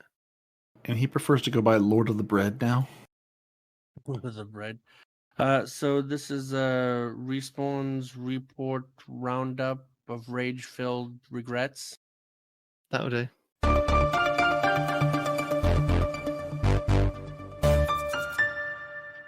Anyway, DMG04 commented on This Week at Bungie. Currently, the final column double perk bonus for focused Umbral Engrams doesn't work! You could have fixed before the Forges. With the Season of Arrival Season Pass weapons, following Guillotine and Cold Denial, can we get an upgrade fix for... can we get an update if a fix is coming for this, or was this a discrepancy that was deliberate? DMG replies, looks like this is planned for July. We'll keep you updated when we know more. I love it. Apparently, all the things that are really broken took a backseat to fixing the Forges. Bungie, do you not realize how much people are starting to hate the fact that you do that? No, it's only you. You blind? No. How many people are I don't know. How many people are... I don't even Everybody's saying I don't even have Cold Denial yet. And the falling... Which is the falling guillotine? It's the big sword that does... It's the Dark Drinker. Dark Drinker sword. Yeah, I thought it was a new sword. It's like, okay, so yeah, my double perk bonus... Yeah, whatever. Anyway, this is a non-issue to me entirely. I don't even have the one gun and the other gun. I wouldn't put it on. Anyway, sorry. Yeah, but you don't speak for the whole. You speak for the dads that work too much. I speak for the casual man. I am a casual player. But for those of us that get aggravated that Bungie keeps fixing the things that we like and leaving the broken things that we don't like still broken, prioritize things, Bungie. Better than what you have been. Next thing. This one is about DMG having to eat a lot of bread. Cool. No. It's better than that. Oh, okay. $777,777.77 has been raised. I wonder if that was on purpose and the community just stopped once they got to that number. No, they went past that. Oh yeah, they blew past that, but that was another. What they're going to do? Okay, if you hit $777,777.77, we will work towards an official Destiny toaster available through the Bungie store. No ETA on release, but it's a promise we intend to keep. Bring it on. And if this toaster is anything other than the freaking fusion rifle, Jotun, I am going to be very, very sad. This is an opportunity for you, Bungie as a whole. If you're going to make a Bungie toaster and it does not look like the Jotun, you have missed an opportunity that you will never get back, and your entire fan base will lose respect for you, your game, your franchise, your house, your donkey, your car, Stop being everything. silly. I think that entire point. And I think they should name it the Yoaster.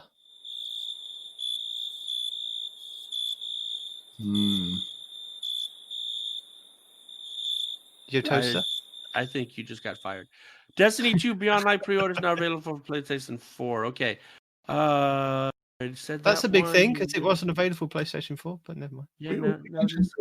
I know you Fabulous mentioned it. Spot. See, they got exclusive content for years. Now they have to wait a little bit to pre-order a thing that we're still at the same time. Karma! Fabulous _spot. Hey, you, Cosmo. You, DMG. Can you comment on if the team is aware of the issue with the Sparrow dismounting with the bumper jumper control scheme? Since the update, LB/L1, which should Sparrow dodge left, makes you dismount your Sparrow instead. Really annoying and makes world traversal a bit harder. Or if you happen to be inside of the freaking Scourge of the Past raid and you go to dodge an enemy fire, or you go to dodge to get back on a ramp and instead you dismount. Those of us about to die, we salute you. Right? Was bummed when it wasn't listed as one of the issues to address in this TWAB. Cosmo, I'll make sure it's logged. Thank you, Cosmo, because you are a man of nothing. Cosmo23 commented on Bungie removing a weapon at the end of the season when dropping it at the exact same weapon. You know what? This needs some more attention because you and I had a conversation about this, Damon. Bungie removing a weapon at the end of this season and then dropping that exact same weapon during this season with a higher infusion power level is just kind of insulting. 100% agree. And that is by H34VIER. I guess it's supposed to say heavier. But yeah, there you go. You, good sir, are a man among men. Continuing, you should really give us a mechanism for infusing the newer version of the same weapon into the old one. Cosmo23 talking about this thing. I'll definitely share this idea with the team. Take a drink. We're sharing all of the feedback on reissued weapons that we are seeing. I've seen some players say that if weapons are reissued, they should have updated perks. Let us know what you think. I think that would be nice. But if you're not going to give us updated perks, then let me upgrade my current Forge weapons with newer versions so I don't have to refarm the damn things. Thank you, sir. Is this the same one I just read? I don't know. And to go with that, the reason why I completely forgot, but the reason why I was mentioning the double weapons, the fact that exactly the same as what I've got from completing that quest step, is that some people say that they keep their weapons around and infuse into those weapons because the amount of kills they've got tallied on those weapons. You know, you can select whether it's a PvE or a PvP tracker on those weapons. And some people have racked up masses and masses of kills on those weapons that they like to keep track of. Now, if you've got, you know, if you've got the rocket launcher with a stupid amount of kills on it, but you then have to then trade it in or dismantle it just to get one with a different symbol in it, it doesn't make any sense. If it's exactly the same role, but it's just got a different symbol on it to say that it works up to 1300 power, I really don't get it, because a lot of people are quite sentimental about the kill tally on them. I'm not. And it's not just the kill tally; it's how hard it was to get too, right? Like you know how long it took me to get a Zenobia D that had cluster mines and auto loading holster. It took me a long time to get that. You know, so if you guys don't know, Zenobia D, that frame automatically has tracking attached to it, right? So you get cluster bombs attached to that. So now you have cluster bombs and tracking, and then you get auto loading holster as an additional perk. So basically, you fire the Zenobia, fire another weapon, pull it back out, fire again. You know, and it took me forever to get that roll, and I don't want to lose that, especially if they're just going to give me another Zenobia D next season at a higher light, assuming, right? So things like that, you know, I don't want to have to refarm for something that I've already got. Forge weapons, Zenobia D, whatever. If I've got it and you're going to give me a newer version of that weapon, I should still be able to use the one that I've got. That's all I have to say. If you're gonna sunset the weapon, then sunset it. If you're gonna give us a newer version of the same weapon, then let the current weapons go up to that light without us having to infuse it. That's all I'm saying. So is that the report roundup done? Yeah. No, there's no other things. Somebody No. put in the same thing twice at the end. So Have you got some lore for us this week? I does. You I have does. some wisdom phone. We do have some feedback that we promised that we would get to this week, and Yep. I'll read through our lovely email from Not Arf, who critiqued your first bit of lore information that you were giving us. Do we want to let him give his second lore to see if the critique is still valid, or do we want to do the critique and then the second round of lore to see if he's learned or not? I'm just going to give him this critique first. Very good. Afternoon, Nitedemon. Sorry, I couldn't resist. Sorry, it's been a long time coming. I've just been busy with family and work. Respawn asked 4 questions to be honest and practical. He didn't need to. As if he had just gone through the lore, it would have explained itself without repeating all parts of it. Let's look at the questions he asked. Who was Lord Felwinter? The answer was short, factual, and to the point. However, it left out some important part that would have helped to understand who Felwinter was, i.e., he was the golem used by Rasputin. Number 2, why was he significant? This is where, if he had run through the lore, this would have explained itself without giving the question its own bullet points. Also, it could have been fleshed out a little more than just he was the Iron Lord who founded Felwinter's Peak. Right. Number 3, why did Rasputin target Felwinter? This is where Respawn had got a little muddled. He said that Felwinter was aware of the knowledge hidden away in his hard drive. This is impossible, as risen exos, you have no memory of your previous life.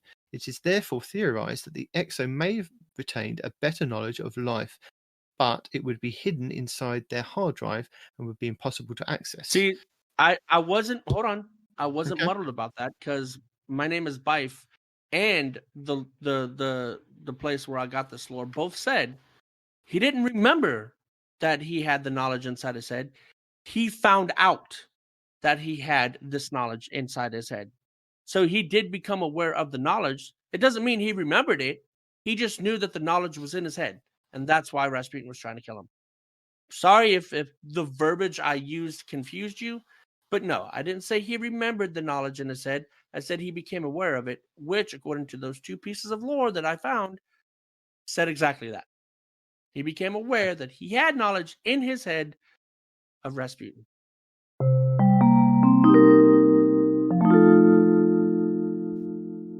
So I'm not going to do questions or bullet points this time, and I'm not going to cheat off of My Name is Bife or Myland Games, right? And I don't want to come across any copyright or anything like that. So what I'm doing is I'm reading directly from wiki articles that were derived from the lore. That way we can't get in any trouble, and you still get the same quality You of might lore still that get you into would. trouble. It's a wiki. You can't. It's not. But anyway, thank you, Not Arf, for your feedback. Yeah, thank you for feedback and thank you for writing to us. Feedback. Say Kid that it. again. Say that again. You completely kept cutting out. Nope. All right, then. So the lore, we're going to start with everybody's favorite, don't at me, Cade 6. And he's only the beginning because I will get to the Warlock. And I think there's a Titan in there. I'm not entirely sure. We'll figure it out as we go. So, Cade 6 biography. I'll just read a little bit until we get to a stopping point because there's a lot. Like most Exo, Cade remembers very little about his past before the collapse. However, he does remember enough to provide substantial information, albeit he admits the order is out of sync. Cade used to be a human soldier with a large debt over his head. When he was approached by Clovis Bray to have his debt removed, the job offer itself isn't explicitly stated, but what Cade remembers next is coming to Enceladus, where he was converted into an Exo. Cade's letter fragments in Destiny 2 reveal that Cade had a wife and son whom he nicknamed Ace. The son, not the wife. He threw his life away from gambling, and that his only means of escape was to sell himself to Clovis Bray's Exo program. Next, he remembers being assigned as a security officer to the Ishtar Collective, where his job was to look after Dr. Maya Sundaresh. I probably slaughtered that name. My bad. Though he wished to get to know her better, she barely noticed him. Afterward, he remembers being restrained by a shadowy creature on a destroyed world, followed by another memory, which he describes is not his own. He found with a journal containing Ace's name. Sorry, he found with a journal, that is correct, containing Ace's name on his person after being revived by his ghost Sundance. And that kept Cade writing to him despite not remembering him, and that his son was long dead. He would later admit that he's not sure if his wife and son ever really even existed. Let me see. I think that might be a good stopping point because the next section is quite long. So that's a little snippet of lore for this week. Next week we'll add on to it. Thank you very much for that. Booyah. Cade 6, the man. And that did get to me now that I'm thinking about it, right? Is whenever you went through and you were doing all those quests for Cade and going to find his treasure chest and everything after he died, right? Like I know you're probably gonna make fun of me, but that is the only moment in Destiny 1 and 2 where I was actually emotionally invested in what was going on, right? Every piece of lore I got, I read and everything like that. And as I was reading this lore in game, every time he would talk about Ace and Ace this and Ace that, and you see the relationship develop between him and Ace, right? Obviously it's a son, but you feel that relationship at some point. And then I got a piece of lore where Cade starts to admit to himself that he thinks that an older version of Cade made up the wife and son to keep the future versions of Cade on the straight and narrow, right? I guess he had a tendency to be not such a great guy or whatever, right? So having the wife and son as these made up figures to keep Cade on the straight and narrow, to keep Cade fighting for a cause of some kind, only to find out that Ace didn't exist. Or maybe. Possibly, yeah. There's a chance that Ace was never even real, right? Wouldn't it be cool though if Ace was real and Ace had a chance to come back as a Guardian at some point, and that'd be awesome. Some point in the story later on, we meet Ace, and that's who he doesn't know he's related to Cade, but his name as a whatever Guardian is Ace, and then we can, it'll piece together. That'd be cool. But they don't really keep their names when they get reborn as Guardians, do they? I'm pretty sure they don't. Pretty sure they get new names, but that doesn't matter.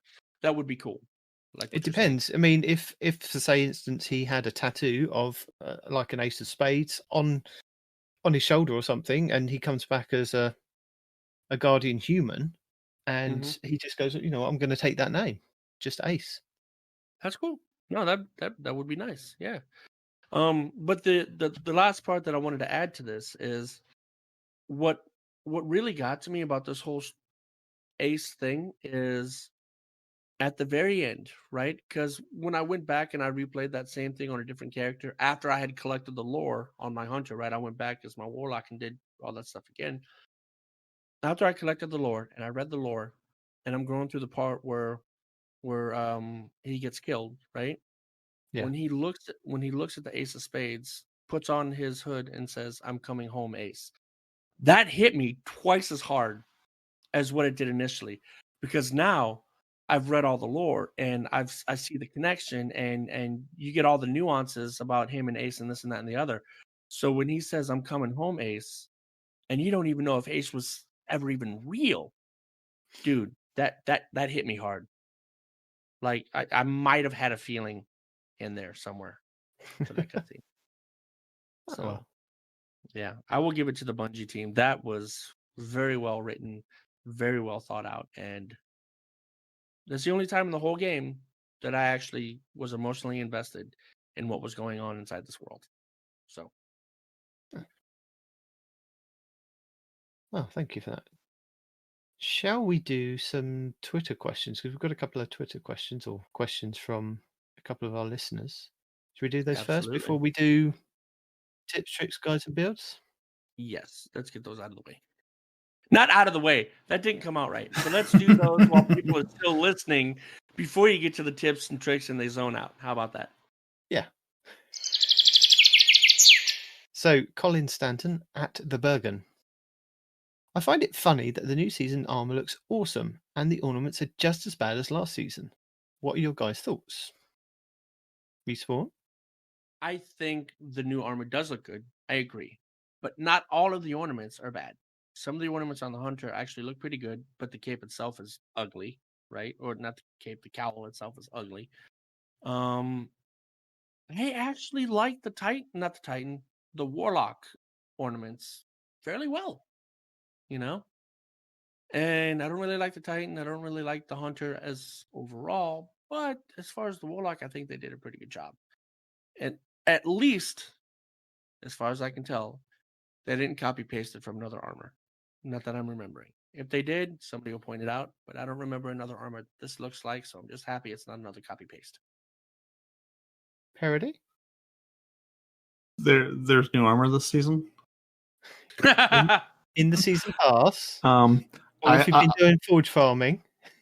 I am aware there is new armor this season. I've some of it just to have a higher level something to infuse into my Iron Banner armor set that I will never take off. My Iron Remembrance set that I have the Iron Pledge armor on because I can be a samurai. I will never not be a samurai. It's great. So I have no real thoughts on the new armor. It's there. It's a thing. I'll pull it at the end of the season to be high level and dump it on my other characters, but to be honest, I haven't really cared about the armor for the last couple of seasons because I'm a samurai. That's and it. You, Demon? Well, I actually like it. I like it. Looks very Titanfallish, and I think that the default color on it is a yellowy kind of color with a slight black on some of them. Anyway, from what I can see on the Titan, when I was inspecting it the other day, I was thinking I can't wait to unlock these because I'm quite excited to actually put this on some of the armor. So I might actually go in. Shoulder pads. That's what bugs me about your armor is this damn shoulder pad, man. Because Yeah, but actually that's not so bad because it's only one shoulder pad. That's what I'm saying. That's why I'm all about balance. I'm very neurotic. And the fact that you got the giant shoulder pad on one side. But really Zavala looks like that. Zavala's got that one thing I on don't one side. either. Well, but yeah, I mean, I actually do like the armor from the season pass, and it was a lot better than last season's. Unless it was a really high stat level thing, I've dismantled it. I just didn't like it, and I didn't like. Although I mean, it was very unique. I didn't like the grassy stuff from season of the grass. Season of the garden, yeah. I didn't. I get the Vex thing, but I wasn't feeling it. It's not nice. I have the full set of raid armor, and most. Of not the raid armor. No, I'm saying from the season of Undying, that armor you can get from the past. I didn't mind the ornaments as much, but the stuff with all the grass on it, because the shaders wouldn't go to it very well. The same with the weapons. You put like a white shader on it, and it would kind of only do slight parts of it, but the leaves would still stay that horrible muddy green color. And on some of the things, it looked quite nice. But then, yeah, I mean, I did like Season of Dawn. That was kind of very sleek, and especially if you put a couple of the nice shaders on it. There was a green one that kind of gave you green glows on. He asked about this season, bro.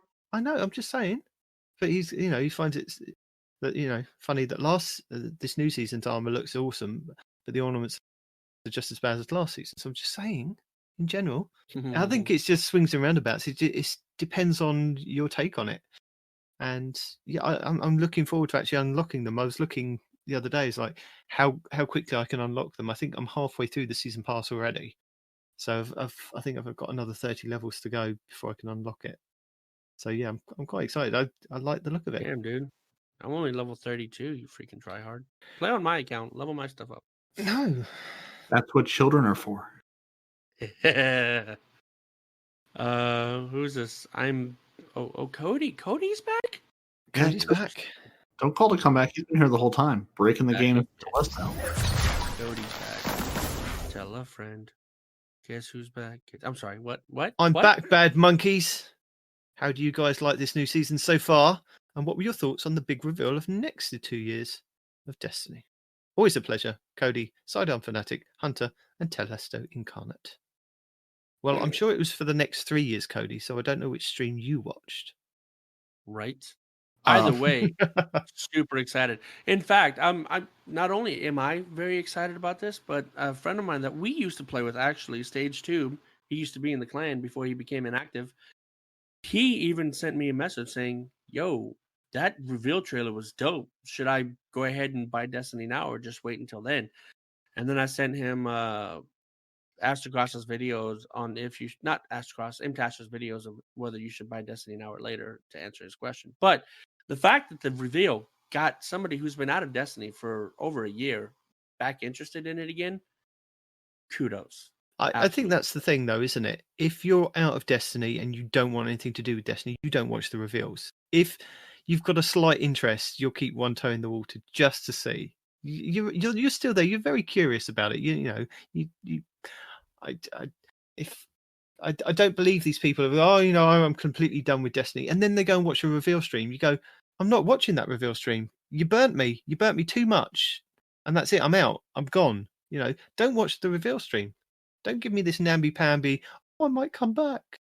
Right. Just be all in all out. Although I think this is a good, because again, I've had a couple folks who are like, I played D1 or I got D2 and just fell out of it because life, work, family, whatever. I think I'm hoping if Bungie does it right, and in this release, when you come back like as a new light player, or if if you buy the edition and sort of start fresh here, I hope the experience coming back to the game is good. I hope with them taking out all these plans and removing a lot of the stuff so you're not just overwhelmed with 1,000 things. I hope though there is still some guidance. They mentioned like reworking the initial quest, and I hope there's some way, even maybe if you've played the initial quest at some point, because I think they even said for veterans you can go back in and play. I want that experience to be a good one. I want this to be a good entry point for people coming to the game. I'm excited as a veteran just to have the number of things available to me less, because there's so much crap to do. I don't do 3/4 of it because there's just not enough time. Now, Nitedemon goes and runs everything because that's him, but I can't do every week. Only when I'm leveling. I enjoy Menagerie. I can't tell you the last time I ran a Menagerie. I enjoy, Forces. I love the Reckoning. I'm looking at that Reckoner badge going, a lot of things. I could sit here and do this. We've got to get back together. We've got to do the Reckoning again. But I appreciate it being a simplified game, because I agree it's grown too big. And yes, someone's going to say, "Oh, but this was my favorite part and it's going away." That's my favorite part and it's going away. Yes, but it'll come back one day. And there's new favorite parts coming. Yeah, and I think if Bungie takes this as a time to do the I'm going to do the whole macOS like Leopard to Snow Leopard release, it's not a whole new game. We're just going to make all the little bits better. If they spend a season giving us quality of life improvements, all these little things people have been asking for 4 or 6 years, if they take bounties in orbit, right? If they take this season and say we're going to do a bug fix release, we're going to do a quality of life improvement, you're not going to get you're going to get some new places to play and some redone strikes and things, but mainly if we just get small quality of life things to make your everyday gameplay better, that's the foundation I hope Luke Smith was talking about when he said we're going to rebuild the foundation of this game and then move it forward. I hope this is the foundation. We're going to get a good, solid, better quality of life game to play day in and day out, and then build cool new stuff on top of that. That's what excites me. And then you have the nice little surprises too, right? Which both made me happy and made me very angry at the same time. Is they finally gave us a bow catalyst, and I was like, yeah. And they're all like, oh yeah, now the bow, now the Trinity Gold is the best, add clear weapon in the game. I'm like, double, hell yeah. And then the Wither Horde came, right? So here I am, all excited about finally having one of my babies be top notch, and then the Wither Horde. Yeah, but it's fine. Wither's going to go back down in the pecking order. Bow's going to come back up. You're going to be happy again next week. Yeah. There's going to be joy and laughter and happy tears forever. What I'm trying to get at is the surprises, the pleasant surprises, right? So I was thinking, yeah, now I'm going to get my bow, and then this grenade launcher. I'm thinking, oh my god, another grenade launcher. And then it's just deletes everything. And I'm like, oh my god, another grenade launcher. What? right? So anyway, I think the thing is with Destiny, it's free to play. So it's a good time anytime to jump in. You don't necessarily have to buy the new season straight away. You can just continue playing the free part of Destiny. And there's a lot of it, and there's going to be a lot of it available for going into next season.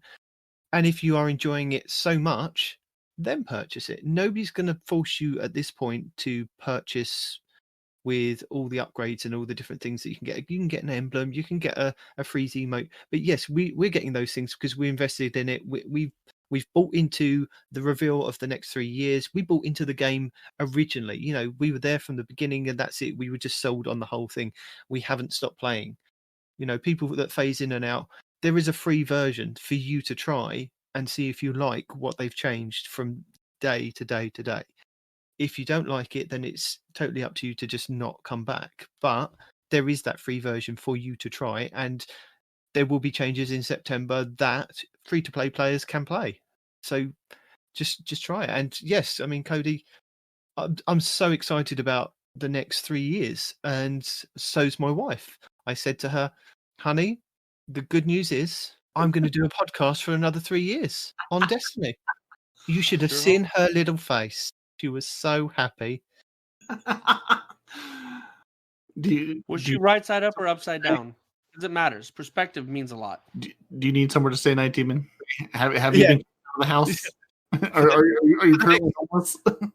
Come September, I think for the next 3 years, possibly longer if it continues this Destiny thing, then yes, I'll need somewhere to stay. Look, we just need to be famous enough to make money off of this, and then your wife will be happy. That's all. So everybody that's out there that is not telling everybody about our podcast and helping us be one of the most popular podcasts out there so we can get someone to sponsor us. Nobody You needs don't to love sponsor us. You don't love us. You know what? And I don't know what Demon has done to you. Whatever he's done to you, let me know and I'll punish him for it. But whatever it is, we got to know. But we need you to love us. I need you to love me. I need you to tell people about us. I need to be famous, man. I need to be famous. We don't need to be sponsored by Hello Raid Legends, quilted beds, whatever. Various beverages. You know what the best thing though is the good people can do? They can leave us a review. Leave us a review on iTunes. Leave us a review. Hey, tweet about us, write a Facebook post, go to their Instagram and be like, hey, Instagram, these guys are pretty cool. Just, you have social media. Use it. You throw enough other crap up there. Add us to the pile of stuff you throw up there. Everyone loves us. Everyone should love us. I mean, if Lego wanted to sponsor us, I wouldn't be objective. Leave us a review. It helps other people find the show. We do have a YouTube version. Your overworked and overexhausted Titan gets it up at some point during the week, depending on how his wonderful raid footage comes in. And also, thank you very, very much for Respawn and Fuzzco, who have provided me many, many hours of raid clears this season, and I really appreciate it. So, Respawn, thank you. Fuzzco, thank you. I really, really appreciate it. I could not have kept the YouTube version going without you all. And thank you, Respawn. You'll help me with the rest of the raid team, who I'm going to draw blanks on most of the names.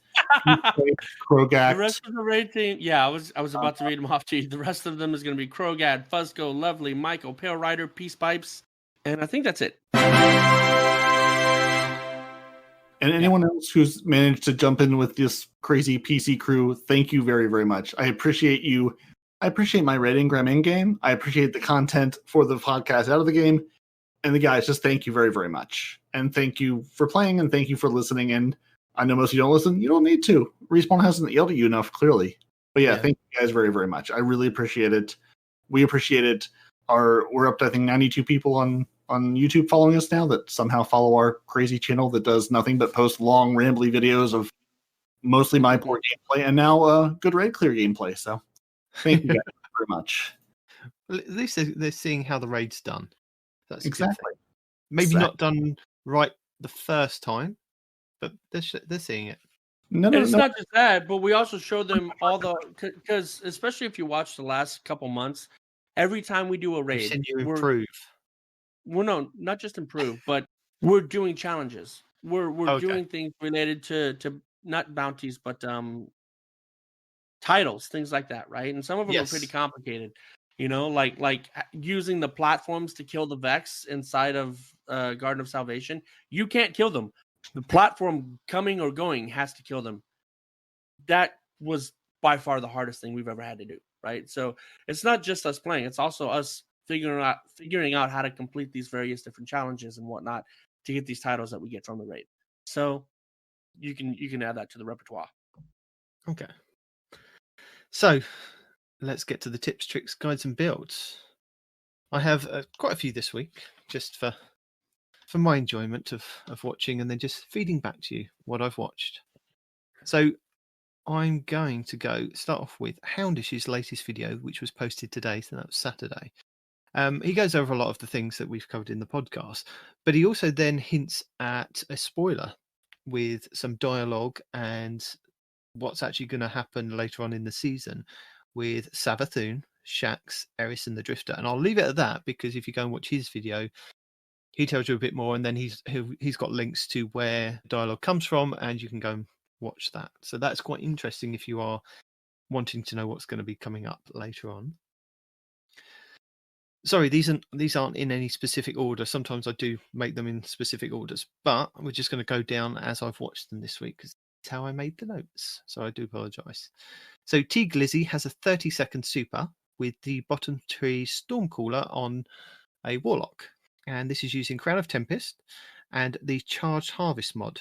So kills give you a chance to become charged with light. And that's, I think it's with bows, sidearms, hand cannons, things like that. And he's also using the high energy fire. So while charged, you'll get bonus weapon damage on using your stacks of light. And when you do kill an enemy, it'll take a stack of light per enemy, which is why people have been using this is on bosses, because the boss doesn't die, so you keep that stack of energy until you actually kill that boss.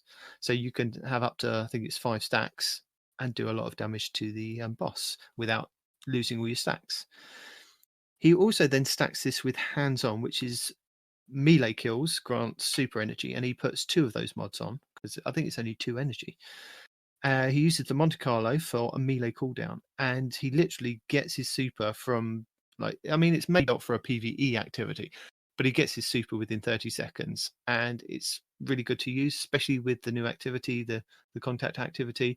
And there's a lot of mob ads that you can use to then use your super on the bosses that come in with the yellow bars. So that's worth a watch.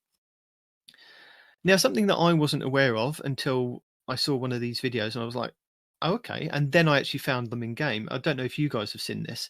There are blue eyes, which are Savathun's eyes, all over the map, and in all different activities. They're in the new dungeon, they're on IO, they're on Titan. They're literally just everywhere, these little blue eyes. There's one above Ashemir when you spawn in, where the Ahamkara bones are.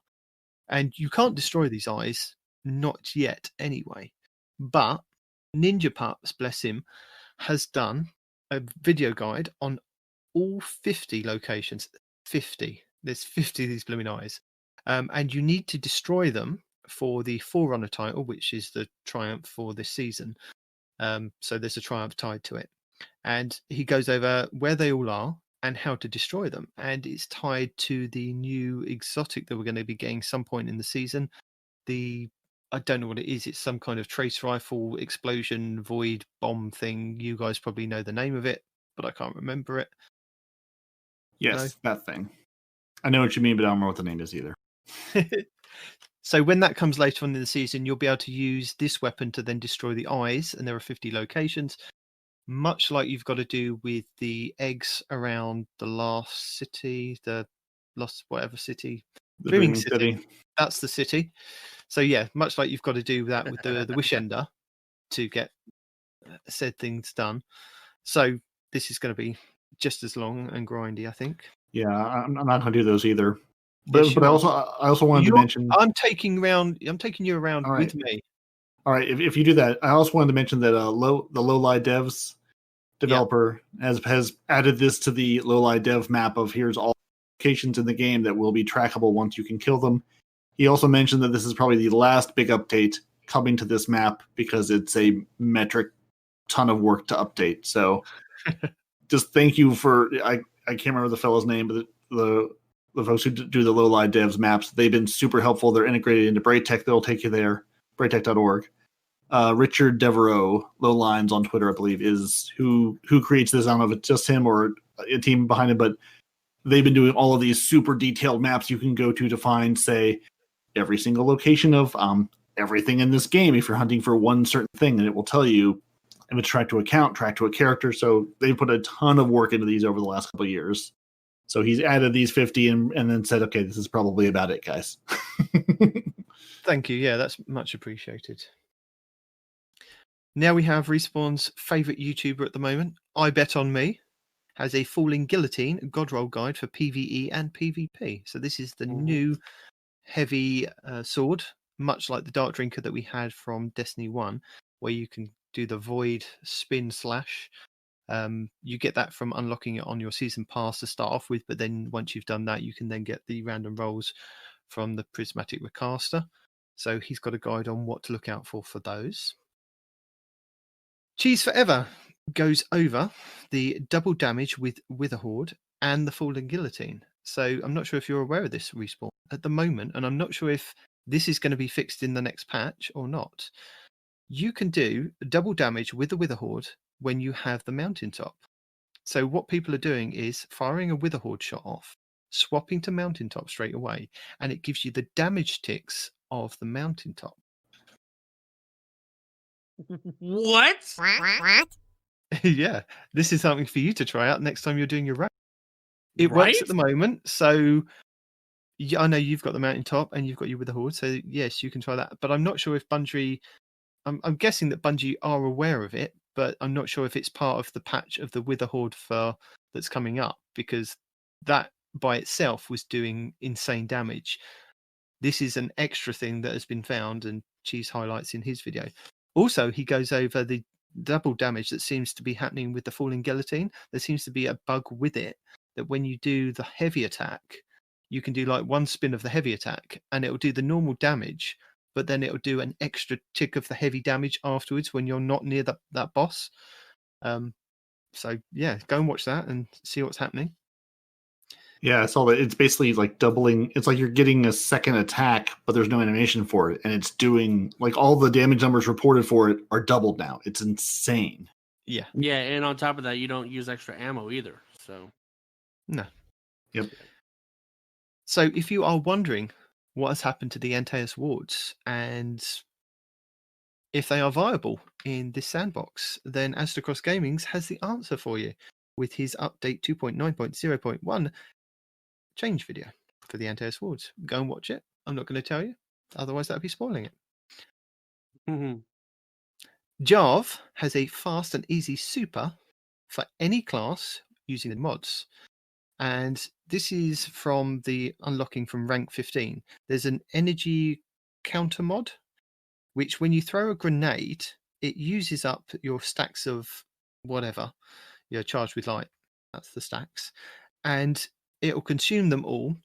And it will give you, depending on how many stacks you've got, it can give you literally half your super energy bar back from just throwing out a grenade. And this isn't just throwing a grenade and hitting somebody. You just throw out the grenade and it gives you half your super if you've got the right stacks on stacks and things like that. So he goes over what mods to put on to get then half your energy back, and then he goes over what tactics you could do to then get the other half back just as fast. So in his video, he's using a Titan with Doomfang Pauldrons, stacks on stacks, and charged with light mods. But again, these are really good mods to have for like doing the new dungeons, doing the new contact event. Really good fun. And as I said, I've been kind of playing around with some of these new mods, and I've been aware of what these new mods and what the mods have been doing over the last couple of months, but I haven't really played with them until now because I'm early on, as I said, early on in the season, I've power leveled myself up. I'm now ready to kind of finish off the activities I want to do, and some of these mods are going to help me accomplish that. So, yep, Jarv has a video for that. But if you are like me and don't understand what these mods are and what they can do for you, Fallout Plays, bless him, has got a Charged with Light 101 guide, goes over all the mods and explains what you can do with them and what ones kind of pair really well with each one. And then with that, Drewski, now I wasn't aware of this with the Charged with Light mods. shows you in his video how to use the Charged with Light mods or a Charged with Light build in PvP. Now, I wasn't aware that these things actually worked in PvP, but they do. And it, in most cases, can boost your weapon damage. And this is on exotics as well. So in his video, he goes over what you can do to kind of build a PvP loadout for that. So you've got two there with full out explaining what they kind of do, all of them, roughly, and what you can kind of do with the builds. And then Drewski goes over PvP. Brave X Hero, this might be one for you here, Respawn. He has a max accuracy Whispering Slab God Roll PvP and perks guide for hunters. Again, this is another one with like Oath Keepers. But yeah, I believe it's with Hipfire Grip on it, and with the Whispering Slab and the buff that Hipfire Grip got. Yeah, He's just walking around. He's just walking around, hip firing everybody. It looks fantastic. It's one I'm going to kind of have a look at trying to get hold of. But yeah, so go and have a look at that video. Thank you. Spear Gaming has a False Promises auto rifle. So this is the new auto rifle that you can get from the Prismatic Recaster and the Umbrella Engrams. He's got a God Roll guide for PvE.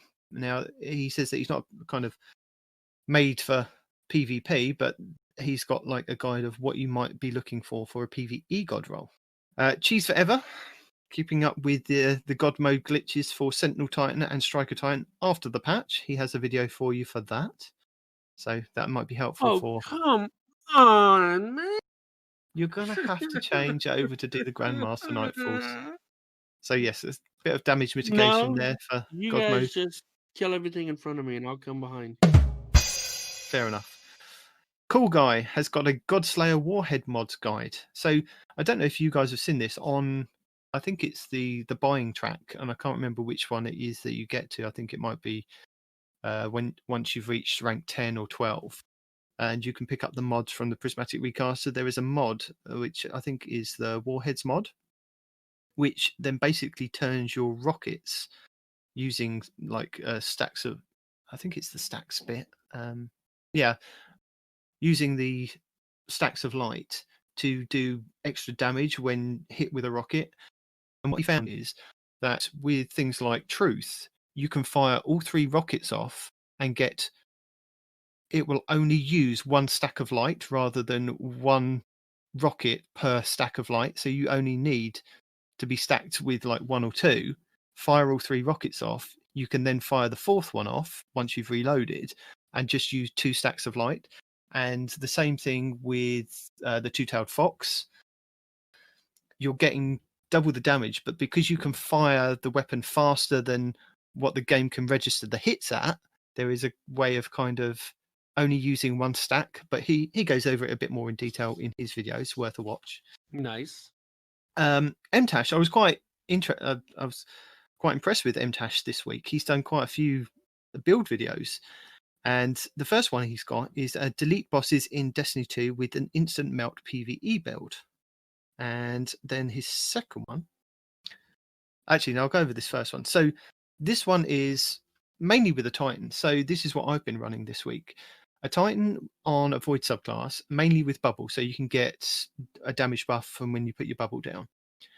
If you've got like the Void mods on your artifact for, I think it's Oppressive Darkness, you do extra damage and suppress them. There's a couple of mods on your artifact that you can put on your gear. So one of the mods that MTash runs on his gear is the High Energy mod, which basically, while charged with light, you gain a bonus to weapon damage, and each defeated enemy then consumes a stack. He then runs the new mod, the Lucid Blade with the sword.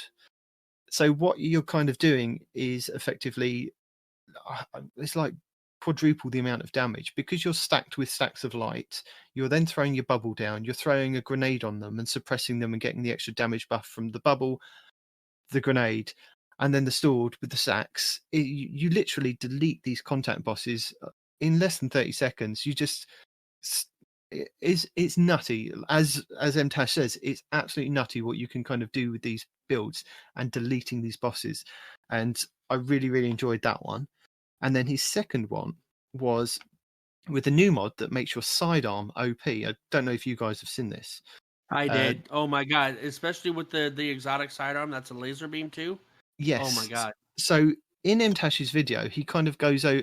It's a very, I mean, it's about 10 minutes long, but he breaks it down individually what this weapon is doing with the amount of damage it can do. And I believe he's just using a rapid fire sidearm to start off with, showing you when he gets the stacks. It's the amount of stacks. So if you get like a times 5 stack of stacks with light, charged with light, once you reload or you pull out your sidearm, it consumes all of that into one huge damage buff, and then you completely, use it, clear down and destroy whatever's in front of you.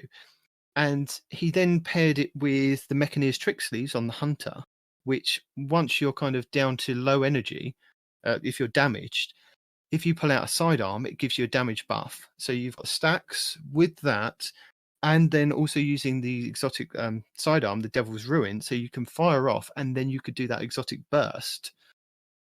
It's, again, like he says, it's completely nutty what you can kind of do with some of these builds. So I'll link those two. Then we have Errol found a very, very interesting. I'm not sure whether it's a bug. I think it might be a bug. You can turn yourself into a walking war mine cell. And this is good for PvE. And it's the Font of Light mod that you can get on your armor. And what it's kind of meant to do is give you an overshield when you melee an enemy or do a finisher on an enemy. And it kind of does that, but it's also meant to do something else, which it's not doing. But what he found out is that when you have this mod activated, if you're surrounded by 3 or more ads, you kind of explode like a war mine bomb.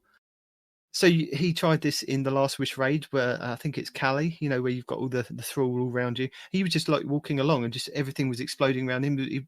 They'd scratch him, and then he'd just explode every single time, and it was quite funny to watch. So that's worth a watch to go and see what's happening with that.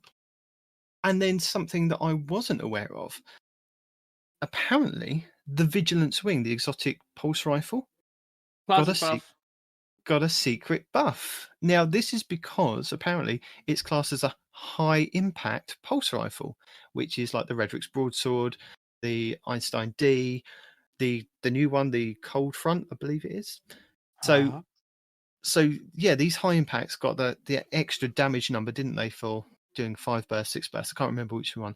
And I was quite excited to like the Redrick's broadsword. But apparently the Vigilance Wing has had this secret buff put to it because it's classed as a high impact, not as a burst, apparently. And Azzacross has got a video on what it's kind of doing, and it's definitely worth a watch.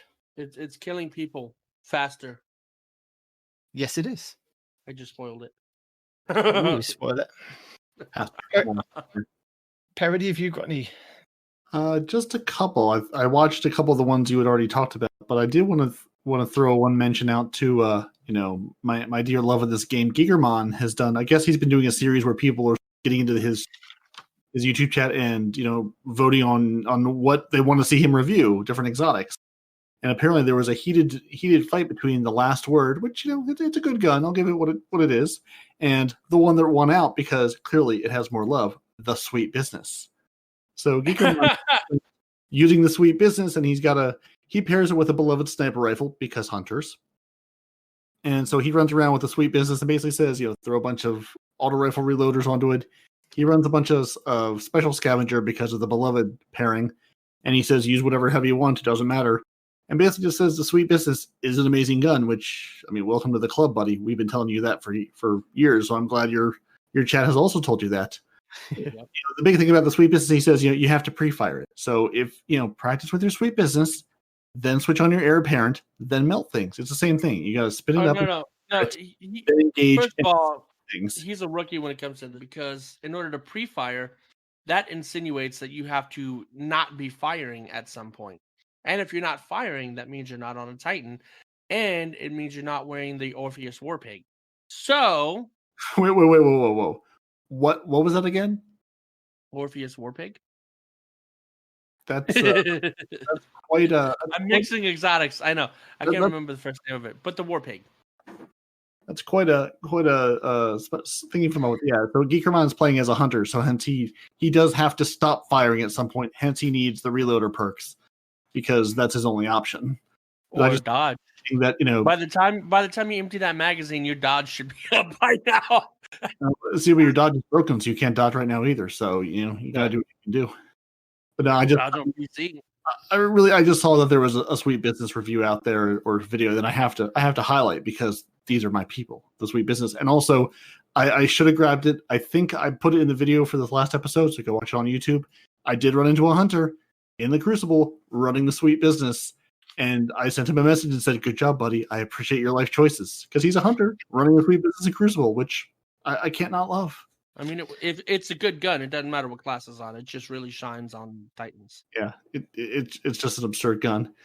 And I did want to mention, everyone's favorite lore daddy, My Name is Bife, did do the complete story of D2, sort of from Shadowkeep to the Arrival. So if you want to, again, if you're thinking of getting back in come September, or if you're going, what's happening lore story-wise, there's a nice sort of 30-minute recap of what's going on, maybe why you should care, maybe why you don't care. But I like to watch those every now and again just to be like, okay, well, what are we fighting for again? What's the point of running? As Kate said, we're shooting for the loot. There will be loot. There will be loot. Oh, speaking of which, remember back in the day whenever they had that trailer, and you got Zavala doing his speech, and you got Ikora doing her speech, and Cade's doing his speech, and all the hunters are just like, oh, yeah. And then he goes, and there will be loot. And then all the hunters are like, yeah! We don't motivate you. No. Let's do the closing so I can go to this party. Happy birthday, Respawn's son. I know you probably won't hear this ever, but it's Respawn's son's birthday. So Spawn of Satan, happy birthday. Spawn of Satan squared. He's the youngest of two. But yes, I'll save this just so he can listen to it in 5-10 years. He'll be like, why is there a British man wishing me a happy birthday? No, because my kids know better. They never ask why. They always ask why. Because I'm your real daddy. Whoa! Drama controversy! And with that, thank you for joining us. Your Titans are Peroty and Nitedemon. Your hunter is no one responds in real life. You can email the show at twotitansandahunter@hotmail.com. You can find the show on Twitter at twotitans_hunter. We're on Instagram and Facebook too. You can join the Frozen clan at join.frozen.party. That's Frozen with a 0. And come Stasis. You're going to want to be with the cool kids. You can find all your favorite Guardians on Xbox Live, Respawn on PC, and Nitedemon secretly on Stadia. You can listen to the show on Apple Podcasts, Google Play, and Spotify. Ireland, we see you over there on Spotify. South Africa, we see you hanging out there on Apple Podcasts. Thanks for listening. And whether we wanted it or not, we stepped into a war with the Nitedemon on Io. So let's get to taking out their command one by one. No one respawns in real life. For what I can gather, he commands the archers in an outpost outside of Rubicon. He's well protected, but with the right fire team, we can punch through these defenses. Take the beast out and break their grip on Freehold. Until next week, say goodbye, warriors. Bye, warriors! I'm confused because I'm sure that's meant to be months.